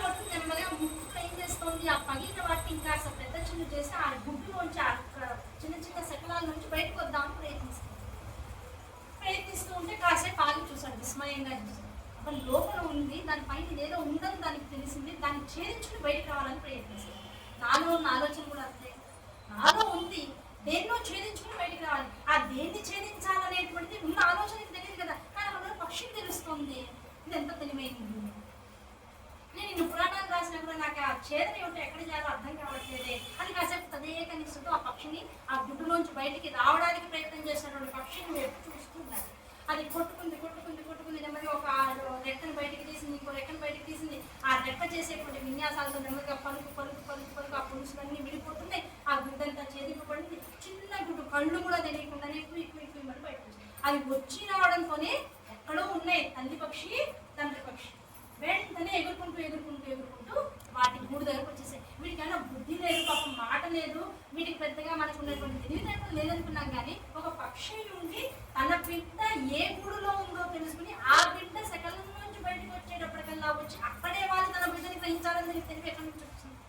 ఈ తెలివి ఎవరిచ్చారు అంటే పరమేశ్వరు యొక్క అసలైనటువంటి సర్వచైతన్య స్వరూపం ఈ పక్షిలో కూడా ఉన్నట్లే కదా, ఈ గుడ్డులో ఉన్నటువంటి పక్షిలో కూడా ఉన్నట్లే కదా. కానీ అన్ని పరమేశ్వరి స్వరూపాలే కదా. ఈ పరమేశ్వరి స్వరూపాలు ఉండి కూడా నేను వేదవ్యాసుని ఇక్కడ నుంచున్నాను, నాలో ఏదో చింత మొదలైంది. ఈ చింత కన్నా మించినటువంటిది నా ఎదుర్కొండా ఉన్నటువంటి గూడు, ఆ గూడులో ఉన్నటువంటి 2 గుడ్లు 4 గుడ్లు, ఆ గుడ్లు ఛేదన చేసుకుంటూ బయటకు వస్తుంటే ఆ తల్లి పక్షి తండ్రి పక్షి వస్తుంటే నేను వాటిని చూసి నా చింతను ఎందుకు మర్చిపోతున్నాను? అంటే ఇప్పుడు నేను ఏది ఛేదించుకోవాలి? ఆయనలో ఒక ఆలోచన కొత్తగా వచ్చింది. ఇంతసేపు నేను గొప్పవాడిని అనుకున్నాను, కానీ చింత మొదలైంది. ఈ చింత పక్షుల్ని చూసేటప్పటికి తగ్గిపోతుంది. వాటిని చూడటంలో నాకేదో సమాధానం దొరుకుతున్నట్టుగా నాకు అనిపిస్తుంది. కానీ నా సమాధానానికి, నా ప్రశ్న, నాలో జనిస్తున్నటువంటి ప్రశ్నలకి హేతువు ఇక్కడ సమాధానంగా ఈ గూడులో ఉంది. ఎక్కడో ఉన్నటువంటి ఒక శక్తి నాకు ఈ సమాధానాన్ని ఇక్కడ నీకు తెలుసుకుంటామనేటువంటి ఉద్దేశంతో మాయాస్వరూపంగా ఇక్కడ ఈ గూళ్ళని పెట్టింది. కనుక ఈ గూడునే తదేకనిష్టతో గురుస్వరూపంతో చూస్తూ పోదామని చూస్తూ ఆ తల్లి పిట్ట తండ్రి పిట్ట వచ్చే ఆ చిన్నగా వచ్చినటువంటి పిట్టని కాస్త ముద్దులాడి దాని ఒంటి మీద పాపం చిన్న ముక్కలు ఉంటే వాటిని తీసి పక్కన పెట్టేసేసాయి. ఈ లోపల మిగతావి కూడా కదులుతూ ఉన్నాయి. ఆ కదులుతున్న వాటి నుంచి బయటకు వచ్చాయి. ఈ లోపల తల్లి పిట్ట బయటకు వెళ్ళి తండ్రి పిట్ట ఒక్కటే ఉంది. 3 విచ్చుకున్నాయి, ఇంకో 2 అలాగే ఉన్నాయి గుడ్లుగా. ఇదేం చేసింది? ఆ విచ్చుకున్నటువంటి గుడ్లలోంచి బయటకు వచ్చినటువంటి పిట్టని కాస్త తన రెక్కలతో పక్కకి తోసింది. మిగతా 2 గుడ్లు ఇంకా బయటికి రావాలి. వాటి మీద తన రెక్కలన్నింటినీ ఇలా మూసేసేసి మళ్ళీ వాటిని పొదుగుతూ తల్లి పిట్ట అక్కడ కూర్చుంది. తల్లి బిడ్డ బయటికి వెళ్తుంది. ఇదేమిటి? ఈయనకు అన్ని తెలుసు కదా, జెండర్స్ అన్ని తెలుసు కదా, దివ్య జ్ఞాని కదా. తల్లి బయటికి వెళ్ళింది, తండ్రి ఇక్కడ ఉన్నాడు. తండ్రి రక్షణని ఇస్తున్నాడు, తల్లి ఆహారం కోసం వెళ్ళింది. మన ఇంట్లో అయితే బిడ్డ ఆకలిస్తోంది, పాల కోసం ఏడుస్తున్నాడనే వంటింట్లోకి తల్లి వెళ్తుంది. తండ్రి అమ్మ వచ్చేస్తుందన్న నా అన్నట్ట. అదేగా ఇక్కడ జరుగుతుంది. తల్లి వదిలేసి ఎక్కడికో వెళ్ళిపోతుంది. పక్షులకు అంత న్యాయం లేదు, రూల్స్ లేవు, వాటికి గృహస్థాశ్రమ ధర్మం లేదనుకుంటున్నాం. జరుగుతుందంతా ఆశ్రమ ధర్మాన్ని ఆశ్రయించున్నటువంటి పక్షులకే కదా. నేను ఇన్నాళ్ళు ఎందుకు ఇంత అనవసరమైనటువంటి ఆలోచనలు ఉన్నాను? మనుషులే గొప్పవాళ్ళని ఎందుకు అనుకున్నాను? ఈ పిట్టల నేను ఇంత జ్ఞానాన్ని స్వీకరిస్తున్నానే అని చిక్కుతున్న విషయం మళ్ళీ పిట్టల గూడు వైపు చూస్తున్నాను. ఈ లోపల మళ్ళీ తల్లి పిట్ట వచ్చింది. నోటి నిండా రకరకాల పురుగులు వేసుకుని వచ్చింది. నోటి నిండా ఉన్నాయి, ఇక్కడ నుంచి ఇక్కడ దాకా పురుగులు వేసుకుని వచ్చింది. ఆ పురుగుల్ని మళ్ళీ ఏం చేసింది? ఒక్కొక్క పిట్ట నోట్లో కానీ అంత పిట్ట అమ్మ వచ్చిందని తెలియగానే నోరు తెరిచి ఆవు పెట్టేమో ఇంటుంది, నోరు తెరిచి ఆ నోట్లోకి తల్లి పిట్ట ఏం చేస్తుంది? ఆ పురుగుల్లో తెచ్చినటువంటి ధాన్యాల్లో ముక్కలు ఆ చిన్న పిట్ట నోట్లోకి కూడా ఎంత పెద్ద పురుగు అయినా సరే లేహ్యంలాగా వెళ్ళిపోయి లోపలికి వెళ్ళి అడిగిపోయినట్టు తెలుస్తుంది. ఎక్కడి నుంచి వచ్చి తెలియదు. అది పెట్ట ఎందుకైంది, మనం మనుషులు ఎందుకు అయ్యాము? ఎక్కడికక్కడ మనం ప్రశ్నించుకోవాల్సినటువంటి సమస్య. కనుక పెట్ట జీవితాన్నైనా మనిషి జీవితాన్నైనా ఉద్దీపనం చేయాల్సింది మాత్రం ఎవరు? ఒక శక్తి అయితే నడిపిస్తుంది. ఆ శక్తిని గురించినటువంటి ప్రేరేపణ నాకు ఎలా కలగాలి? ఆ శక్తిని గురించి నేను ఎవరిని అడగాలి? ఎవరిని తెలుసుకోవాలి? పైగా ఈ పెట్టెల యొక్క సముదాయం, ఈ గృహాన్ని చూస్తుంటే నాకు ముచ్చటేస్తుంది కదా. ఇప్పుడు తల్లి పక్షి తండ్రి పక్షి 2 ఏం చేస్తున్నాయి? వాటికి రక్షణని ఇస్తున్నాయి, వాటికి ఆహారాన్ని ఇస్తూ వాటిని ఏం చేస్తున్నాయి? ఆహారం అంతా తిన్న తర్వాత మిగతా 2 కూడా నెమ్మదిగా నుంచి బయటికి వచ్చాయి. వచ్చినప్పటికీ తల్లి వాటికి కూడా ఆహారాన్ని ఇచ్చింది. నెమ్మది ఇచ్చిన తర్వాత ఇవన్నీ ఏమవుతున్నాయి? తండ్రి పక్కన ఉన్నాయనగానే చక్కగా వాటి శరీరాన్ని ఇలా ఆనుకుని చక్కగా తన్మయత్వంతో నిద్రపోతుంది. మధ్యలో తల్లి పిట్ట తండ్రి పిట్ట ఎప్పుడైతే ముక్కులతో వాటిని రాస్తున్నాయో అవి కూడా వాటి ముక్కుల్ని పైకి తీసుకొచ్చి వాటితో చక్కగా ముద్దులు పెట్టుకుంటున్నాయి. ఇది నా తండ్రి, ఇది నా తల్లి అని వాడికి ఈ వయసుకే పుట్టినటువంటి కొన్ని క్షణాలకే తెలిసిపోయింది. అదే మనుషుల్లో పిల్లలు పుట్టి ఎన్నాడో తెలుస్తుంది. కనీసం 3 నెలలు రావాలి మనుషుల్ని గ్రహించడానికి, స్పర్శని గ్రహించడానికి. ఓ 6 నెలలు వస్తే రూపాన్ని గుర్తుపడతారు. సంవత్సరం ఏడుపడికల్లా కనీసం 3 రోజులకి ఆ తా లాంటి అక్షరాలు వస్తాయి. ఆ తర్వాత ఎప్పుడో కదా పిలుచుకునేది. నువ్వు అప్పుడే కిచ్చుకుంటే వాటి భాషలో వాటి అమ్మ నాన్నలు పిలిచేసుకుంటున్నాయి. వీటికి ఇంత తెలివితేటలు ఉన్నాయి అని అప్పుడు పడిపోయాడు. అప్పుడు పడిపోయి నేను ఎక్కడ ఆగాడు అంటే తల్లి పిట్ట తండ్రి పిట్ట రెండు కూడా పిల్లల్ని చక్కగా రక్షించుకుంటూ ఆహారాన్ని ఇచ్చుకుంటూ వాటి ప్రేమని వాటికి ఇస్తూ వాటి నుంచి ప్రేమను కూడా అవి అనుభవించుకుంటూ ఉన్నాయి. అవి వాటి ముక్కుని పైకి అంటూ ఉంటే ఇవి వాటి ముక్కులతో వాటి ముక్కుని రాస్తూ ఉంటే తండ్రి పిట్ట తల్లి పిట్ట కూడా తన కళ్ళల్లోంచి ఆనంద బాష్పాన్ని రాగిస్తూ ఆ ఆలింగనాన్ని అనుభవిస్తూ ఉన్నాయి. అప్పుడు వ్యాసుల వారికి అనిపించింది, అబ్బా మనిషినే ఇన్ని పురాణాలను రాశాను, ఇంత జ్ఞానాన్ని పంచాను, కానీ ఇంత జ్ఞానాన్ని పంచిన తర్వాత నా శిష్యులకు ఇస్తున్నాను. నాకంటూ ఒకడు ఉంటే కదా, నాకు కూడా ఒకడు ఉండాలి కదా, ఓ వారసుడు ఉండాలి కదా, నా ఆస్తిని తీసుకునేవాడు ఉండాలి కదా. ఇప్పుడు అందరికి అదేగా భయం, ఇప్పుడు అందరికి అదే. అయ్యో వెనకాల బోల్డ్ ఉందండి, మా వాడు ఏం చేస్తాడు. Number 1 point. నెంబర్ 2, ఏమీ లేదండి, మా వాడు ఎలా బతికేస్తారు. అసలు ఎవరూ పుట్టలేదండి, ఇప్పుడు ఏమైపోతుంది. 3 రకాల బాధలు మనకి. ముందు మా వాళ్ళు ఏం చేస్తారు, నేను ఎలా బతికేస్తారు. అసలు ఎవరూ లేరు, ఎవరికి ఇచ్చేస్తాము, ఎవడు తీసుకుపోతాడు, ఎవడు దాని గోతి కింద నక్కలాగా ఏం చేస్తున్నాడు, ఎంత సంపాదన. అలా నువ్వేమన్నా వచ్చిపోయి ఏదేమైనా ఇంకో రాస్తావా అంటే అన్ని బాబోయ్ ఉన్ననాళ్ళు బతికద్దా అండి. ఎల్ఐసి యొక్క మెయిన్ పాలసీ ఒకటే, risk of long living and risk of short living. LIC ఏంటి 2 పదార్థాల మీద వస్తుంది. ఎల్ఐసి ఎక్కడి నుంచి పుట్టిందయ్యా అంటే అతి త్వరితంగా మరణించడం, చిన్న వయసులో అకాల మరణాన్ని పొందడం, ఎల్ఐసి దాంతో పుట్టింది. దీర్ఘంగా బతకడం, దీర్ఘకాలిక అంటే బాగా వయసు 85 ఏళ్ళు 90 ఏళ్ళు వచ్చినా ఇంకా పోకుండా ఉండేవాళ్ళు, వాళ్ళకి ఎల్ఐసి లాంటివి పనికొస్తుంటాయి. Risk of short living and risk of long living. ఈ 2 సూత్రాల మీద లైఫ్ ఇన్సూరెన్స్ పాలసీ అంటే నువ్వు కట్టుకున్నటువంటి పాలసీ అంటే అర్థం ఏంటో తెలుసా. నువ్వు ఇవాళ ఏ స్థలాన్ని ఎంచుకుంటావు, అక్కడ ఏ సమాధిని ఎలా కట్టాలని నువ్వు రెడీ అవుతావు, ఎటువంటి బ్రిక్ వాడాలో, ఎటువంటి సిమెంట్ వాడాలో, లేకపోతే నువ్వు సమాధి నేను మొత్తం కాలేసేటప్పుడు ఎటువంటి కట్టెలు వాడాలో, ఆ కట్టెల్లో గంధాలు ఎన్ని ఉన్నాయో, ఎర్రచందనాలు ఎన్ని ఉండాలో ముందే నువ్వు కొనుక్కునని రెడీ చేసుకుంటే నువ్వు బతికుండగానే నువ్వు చచ్చిపోయావు అనే ప్రేరేపణతో నీ డబ్బుని కట్టి పెట్టి నువ్వు అనుకోకుండా కనుక బతికే నీకు ఆ డబ్బంతరంలో ఉచితంగా ఇచ్చేస్తావు.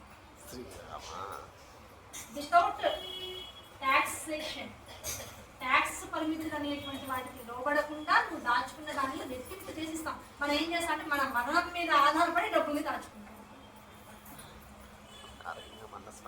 అవునా కదా అయ్యా, పుట్టిన వాడికి మరణం తప్పదని తెలిసాక మరణం మీద వాడు కొంతమంది తిరుగుతాడు, మీరు శవం మీద డబ్బులు ఏరుకుంటాడండి అంటాడు.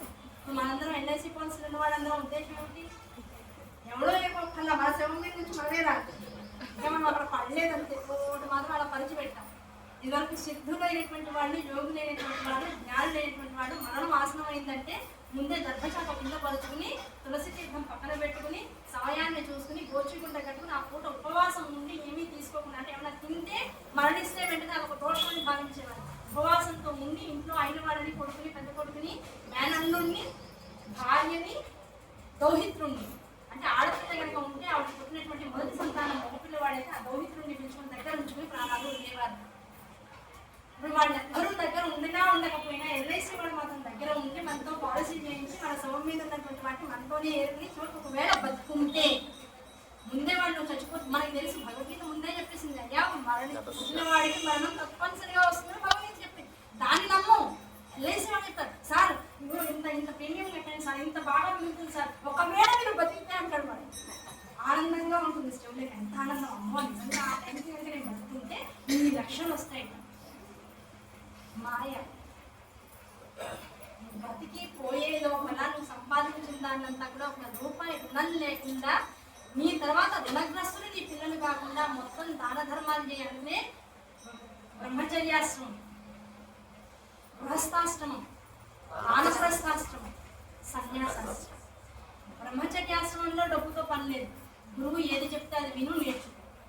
అద్దంలో కనీసం మొహం కూడా చూసుకునే అర్హత ఇవ్వలేదు బ్రహ్మచర్యాశ్రమం.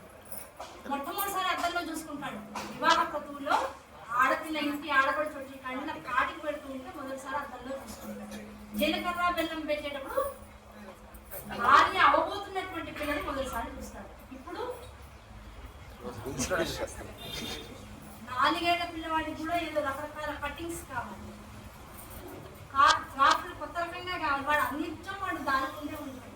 ఎక్కడికెళ్ళినా ఫోన్, సెల్ ఫోన్ చేతిలో ఉంటుంది, సెల్ఫీలు తీసుకుంటూ ఉంటాడు. దీనివల్ల ఏం జరుగుతుంది? ఎందుకు ఇలాంటి సిద్ధాంతాలు పెద్దవాడిని ఏర్పాటు చేశారు? ఎందుకు అర్థంలో చూసుకోకూడదు?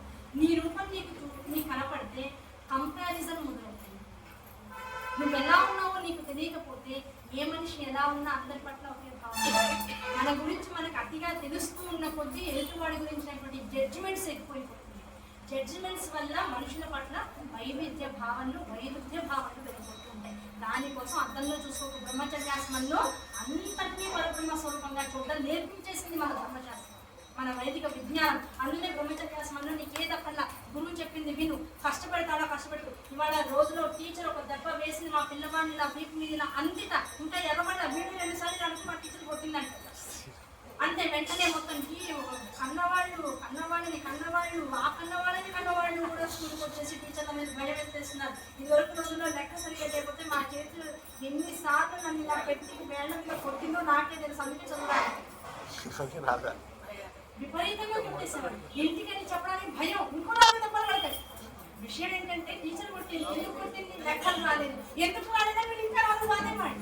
ఆ భయంతో టీచర్ కొట్టిన దెబ్బలు అట్టి పెట్టుకుని మళ్ళీ లెక్కలు చేస్తుంటే మళ్ళీ నేను చూపించకపోతే కోపడుతుందని ఆ లెక్కలు చేస్తూ ఉంటే ఆ వేళ్ళు నొప్పులు పెడుతుంటే మళ్ళీ నొప్పులు రాకుండా ఉండాలని చెప్పేసి జాగ్రత్తగా చదువుతున్న రోజులు నాకు. ఇప్పుడు ఏం అనుకుంటానే గురువు మీదకి భయం ఎత్తేస్తున్నారు. ఇంకా విద్య ఎక్కడి నుంచి వస్తుంది? రావడానికి అవకాశం ఉందా? లేదు. ఇలాంటి వ్యవస్థలో ఉన్నటువంటి వాళ్ళం బ్రహ్మచర్యాశ్రమం నుంచి వేదం అంత గొప్పగా చెప్పింది విను, బొడ్డు చాకిరి చేయి, గురు శుశ్రూష చేయి, రోజంతా తిరుగు, బయట అన్ని రకాల ఏరుకురా, గురుపత్ని ఏది పెడితే అదే తిను, స్విగ్గీలు జొమాటోలు జాంతానే ఏది పెడితే అది తిను, బాగున్నా బాగాలేకపోయినా ప్రాణాన్ని నిలుపుకో, అదే నీ ధర్మం ఉంటుంది. ఆ ప్రాణం నిలిపిన కాసేపు వేదాన్ని చదువు, గురువు ఏది నేర్పిస్తే అది నేర్చుకో. దాని నుంచి గృహస్థాశ్రమ ధర్మంలోకి వచ్చావు. ఎంత జాగ్రత్తగా గురువుని చూస్తూ బతికావో, పెద్దవాడివైనావో, ఎటువంటి విద్యని వాళ్ళ నుంచి స్వీకరించావో, ఆ విద్య యొక్క సమగ్ర స్వరూపం ఎదుర్కొన్నటువంటి భార్య ఆవిడేందు మాతృస్వరూపాన్ని దర్శనం చేసుకుంటూ కేవలం పిల్లల కోసం మాత్రమే శరీరాన్ని ఉపయోగించు, అంతకు మించినటువంటి నీ ఆసక్తులన్నీ కూడా యజ్ఞయాగాది క్రతువుల్లో ఉంచు. దానివల్ల గృహశాస్త్రం పండుతుంది. వచ్చేటువంటి అతిథుల్ని చక్కగా గౌరవ మర్యాదలతో చక్కగా వాళ్ళందరినీ కూడా చేరది, గురువుని చేరది, దాంతోపాటు దైవాన్ని, మొత్తం దేవాలయాన్ని పోషిస్తూ ఉండు. ఇవన్నీ కూడా సమభాగాలుగా వాడు సంపాదించేటువంటి రూపాయిని 4 పావలాలు చేసేస్తారు. ఇప్పుడు పావలా లేదు, ఉందా పావలా? దాంతో మొత్తం నీతి సూత్రాలు, చాణక్య అర్థశాస్త్రం నీతి సూత్రాలన్నీ కూడా పక్కకి వెళ్ళిపోయింది. పావలా ఉన్నంతకాలం జీవితంలో పొదుపు చాలా బాగుంది. పావలా పోయిన తర్వాత ఏది లేదు. ఎందుకంటే ఆ పావలాతో దేవి భావతాన్ని కూడా పావలా చొప్పున మొత్తం 100% 4 పంచింది దేవి భావం. అలాగే రూపాయి 4 భాగాలు చేసినంత కాలము కూడా ఆ 4 భాగాలతో చాలా చక్కగా బతికిన రోజులు ఉన్నాయి. అవునా? పావలా పోయింది, అర్థశాస్త్ర నియమాలన్నీ కూడా పక్కకి వెళ్ళిపోయినాయి. కోటల్లోకి వచ్చేసింది వ్యవహారం. కోటి అనేది చాలా ఈజీగా ఉంది, చాలా కోట్ల గురించి ఈజీగా మాట్లాడేస్తున్నాం. కనుక గృహస్థాశ్రమ ధర్మంలో నువ్వు సంపాదించే సంపాదన 100 రూపాయలు, 25 రూపాయలు నువ్వు తిని, 25 రూపాయలు గుడి ఖర్చు పెట్టు, 25 రూపాయలు వేదాన్ని రక్షించు, మిగతా 25 రూపాయలు దాన ధర్మాల కోసం కాదు. అంత మించి నీకు ఉంచుకునే అర్హత నీకు లేదని చెప్పేసి బాలప్రస్థాశ్రమం వచ్చింది. ఈ 100 రూపాయలు కూడా చేతిలో పట్టుకోక నీకు అనవసరం అని చెప్పేసి మొత్తం ఉన్న బాధ్యతలన్నీ కూడా కొడుకులకి, కోడళ్ళకి, కూతుళ్ళకి అందరికి అప్పగించేసి నీకు డబ్బుతో అవసరం లేదు, ప్రశాంతంగా ఉండు. ఎవరైనా ఇంటికి పెళ్లి పిలవడానికి వచ్చారు, మా అబ్బాయి అమ్మాయి పిలవండి అయ్యా, నువ్వు ప్రశాంతంగా కూర్చొని ఇంట్లోనే ఉంటూ జపం చేసుకో. డబ్బులు ముట్టుకోకు, డబ్బుల గురించి మాట్లాడకు, బంధుమిత్రులతో తక్కువగా కలుగు, మీ దగ్గర వాళ్ళకి మంచి చెడు చెప్తూ ఉండు, విషయాన్ని గ్రహింపజేస్తూ ఉండు, నీ జీవితాన్ని ఆలస్యపాయంగా చేసుకో. ఇతరులు ఎవరో కూడా పోయారు, ఎవరిని పోవడమే ఉంటుంది. ఇన్నాళ్ళు సమంగా బతికారు కదా, ఎక్కడికి పోయారు అంటే ఉన్నవాళ్ళు ఎన్నాళ్ళు ఒక ఆశ్రమ ధర్మాన్ని అవధరించి ఇద్దరుగా మనబడ్డారు. ఒకళ్ళు శరీరాన్ని వదిలేశారు అంటే ఆ ఇంకోళ్ళలో ఉన్నటువంటి ఆత్మస్వరూపం ఒకళ్ళలోకి వచ్చి చేరింది అర్ధనారీశ్వర స్వరూపం. ఇన్నాళ్ళు పార్వతీ పరమేశ్వరుని కనబడ్డారు, ఒకళ్ళు పోంగా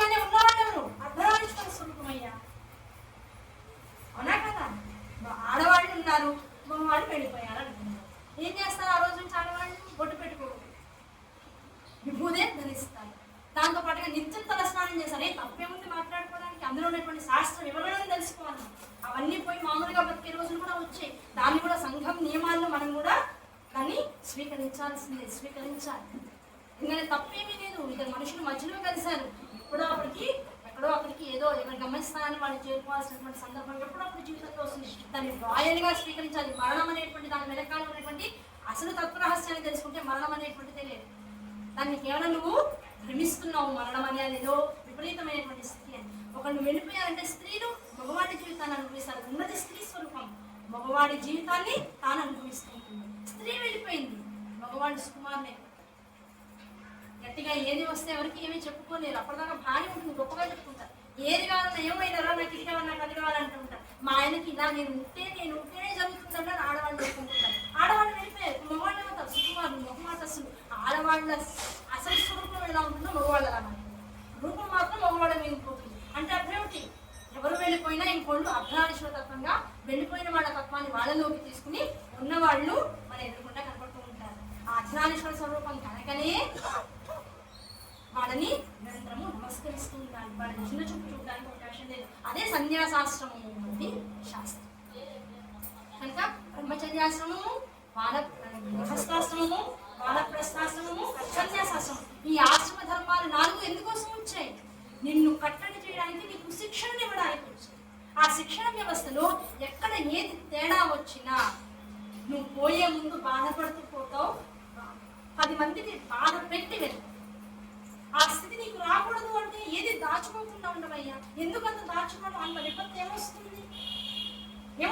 ఏమీ లేదు. ఎక్కడన్నా సరే జీవితం తన పని తాను చేసుకుంటూ పోతుంటుంది. 1 కోటి రూపాయలు అట్టి పెట్టాను, 10 కోట్లు అట్టి పెట్టాను అంటాడు. ఎవరికో రకరకాల చోట్ల పెట్టి అన్నింటికి లాకర్లు పెట్టాడు. ఉన్నటువంటి హార్ట్ అటాక్ వచ్చిపోయాడు. ఆ 10 కోట్లు ఏమైపోయినాయి? లాకర్ల నెంబర్లు తెలివి తీయడానికి రాదు. ఎవరెవరికో వడ్డీలకు ఇచ్చాడు, వాళ్ళు ఇవ్వరు, మొహం కూడా చూపించారు. తనంతా తాను వచ్చి న్యాయం నాకు ఇచ్చాడండి 1 కోటి రూపాయలని ఎవరైనా ఇంటికి వచ్చి ఇస్తారా? పోయాడు కదా, కానీ చేద్దాం అనుకుంటారు. దక్కేది ఉంటే నువ్వు ఎన్ని చోట్ల దాయకపోయినా, అసలు రూపాయి దాయకపోయినా ఏది దక్కాలో అంటారు. నువ్వు దక్కాలని దాస్తే అది వాళ్ళకి యోగ్యత లేకపోతే ఎక్కడికెక్కడ అంచనం. కనుక నువ్వు దాచాలని, ఒకళ్ళని పోషించాలి అనుకోవడం, ఒకళ్ళ వల్ల నీ వల్ల ఒకళ్ళకి నీకు సుఖం ఇస్తున్నారనుకోవడం, ఒకళ్ళ కోసం నువ్వు కష్టపడ్డాలనుకోవడం, ఇవన్నీ అహంకార స్వరూపాలే. శాస్త్రం నా పిల్లల కోసం నేను చాలా కష్టపడ్డానండి, దాచానండి. ఎందుకు దాయడం? ఖండమే ఎక్కువ. కన్నావు, విద్యాబుద్ధం నేర్పించు, చాలు. వాళ్ళ కాలంలో వాళ్ళు ఉంటుంటారు, నీకెందుకు తాపత్రయం? నీకోసం నువ్వు తాపత్రయపడతాను. నిక్కచ్చిగా చెప్పింది శాస్త్రం. 60 ఏళ్ళు వచ్చిన 70 ఏళ్ళు వచ్చిన ఇంకా నా మనోడు బుద్ధి లేదు. తెచ్చుకో, బుద్ధి తెచ్చుకో. యాదేవి సర్వభూతేషు బుద్ధి రూపేణ సంస్థిత. నమస్తస్యే నమస్తస్యే నమస్తస్యే.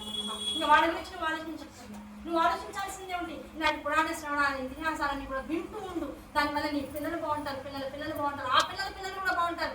ఉండి మా నాయనే మా తండ్రి అంటే పిల్లలు బాగుపడరు. ఇలాంటి ఆధ్యాత్మిక కార్యక్రమాల్లో ఉండి వంశాన్ని బాగు చేసుకుందాం అనేటువంటి ప్రణాళిక కనుక నువ్వు చేసుకోగలిగితే పిల్లలు బాగుపడతారు. వాళ్ళకు శ్లోకాన్ని నోడా పళ్ళ చేసి నేర్పిస్తే పిల్లలు బాగుపడతారు. నువ్వు దాచిందంతా ఇస్తే అయితే తినడానికి, తిన్న తర్వాత నిద్రపోవడానికి మాత్రమే అలవాటు పడతాయి. ఈ 2 ఎంతకాలం ఉపయోగపడతాయి మనిషికి? చచ్చిపోయేదాకా. ఈ 2 చేయడం వచ్చిన వాడు మాత్రమే చచ్చిపోతాడు. మిగతా ఎవరికి మరణం అనేటువంటిది శాస్త్రంలో లేదు. గ్రహించాల్సిందే.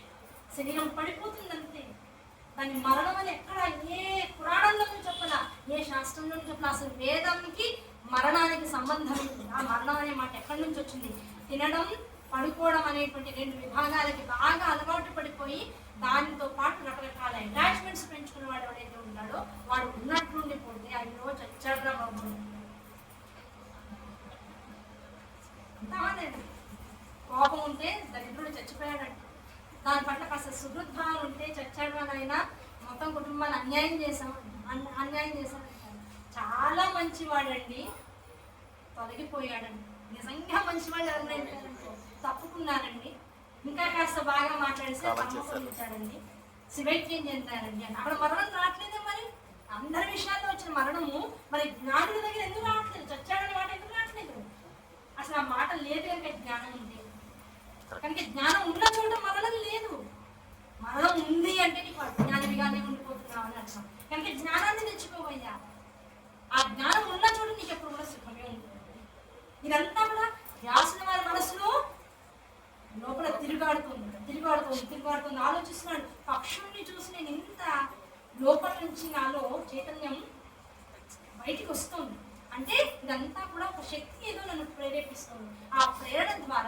నీ నుంచి నేను ఏదో బయటికి తీసుకురావాలి. ఎలా తీసుకురావాలి? దీనికన్నా ముందు నాకు ఆ పిల్లల మీద మనసులో ఉంచిపోతుంది, నాకు కూడా ఎవరున్నా ఉంటే బాగుండు అనిపిస్తుంది. ఇది మాయ, లేకపోతే నిజంగానే నా లోపల ఇన్నాళ్ళు కూరుకుపోయినటువంటి ఒక కోరిక, లేకపోతే నా భవిష్యత్తు నిర్దేశించేటువంటి ఏదైనా ఒక ఆలోచన, ఒక సంకల్పమా, నాకు అర్థం కావట్లేదు అని ఆ పిల్లల్ని చూస్తూ తన్మయత్వంగా ఉండిపోయాను. ఆ తన్మయత్వం నుంచి సాయంకాలం బయటకు వద్దాం. అప్పుడు మళ్ళీ దాసవారమైనటువంటి ఆ మతలని తెలుసుకుని అందులోంచి పుట్టినటువంటి అసలైన స్వరూపం ఏమిటో తెలుసుకుందాం. ఆ స్వరూపాన్ని తెలుసుకునే దిశగా మళ్ళీ ప్రయాణం చేస్తూ ఈ 4 గంటలు కూడా వాళ్ళకి చింతన సాధన మాత్రమే అవ్వాలని మనస్ఫూర్తిగా కోరుకుంటూ స్వస్తిగా పాలయిస్తాం. జ్ఞానేన మార్గేణ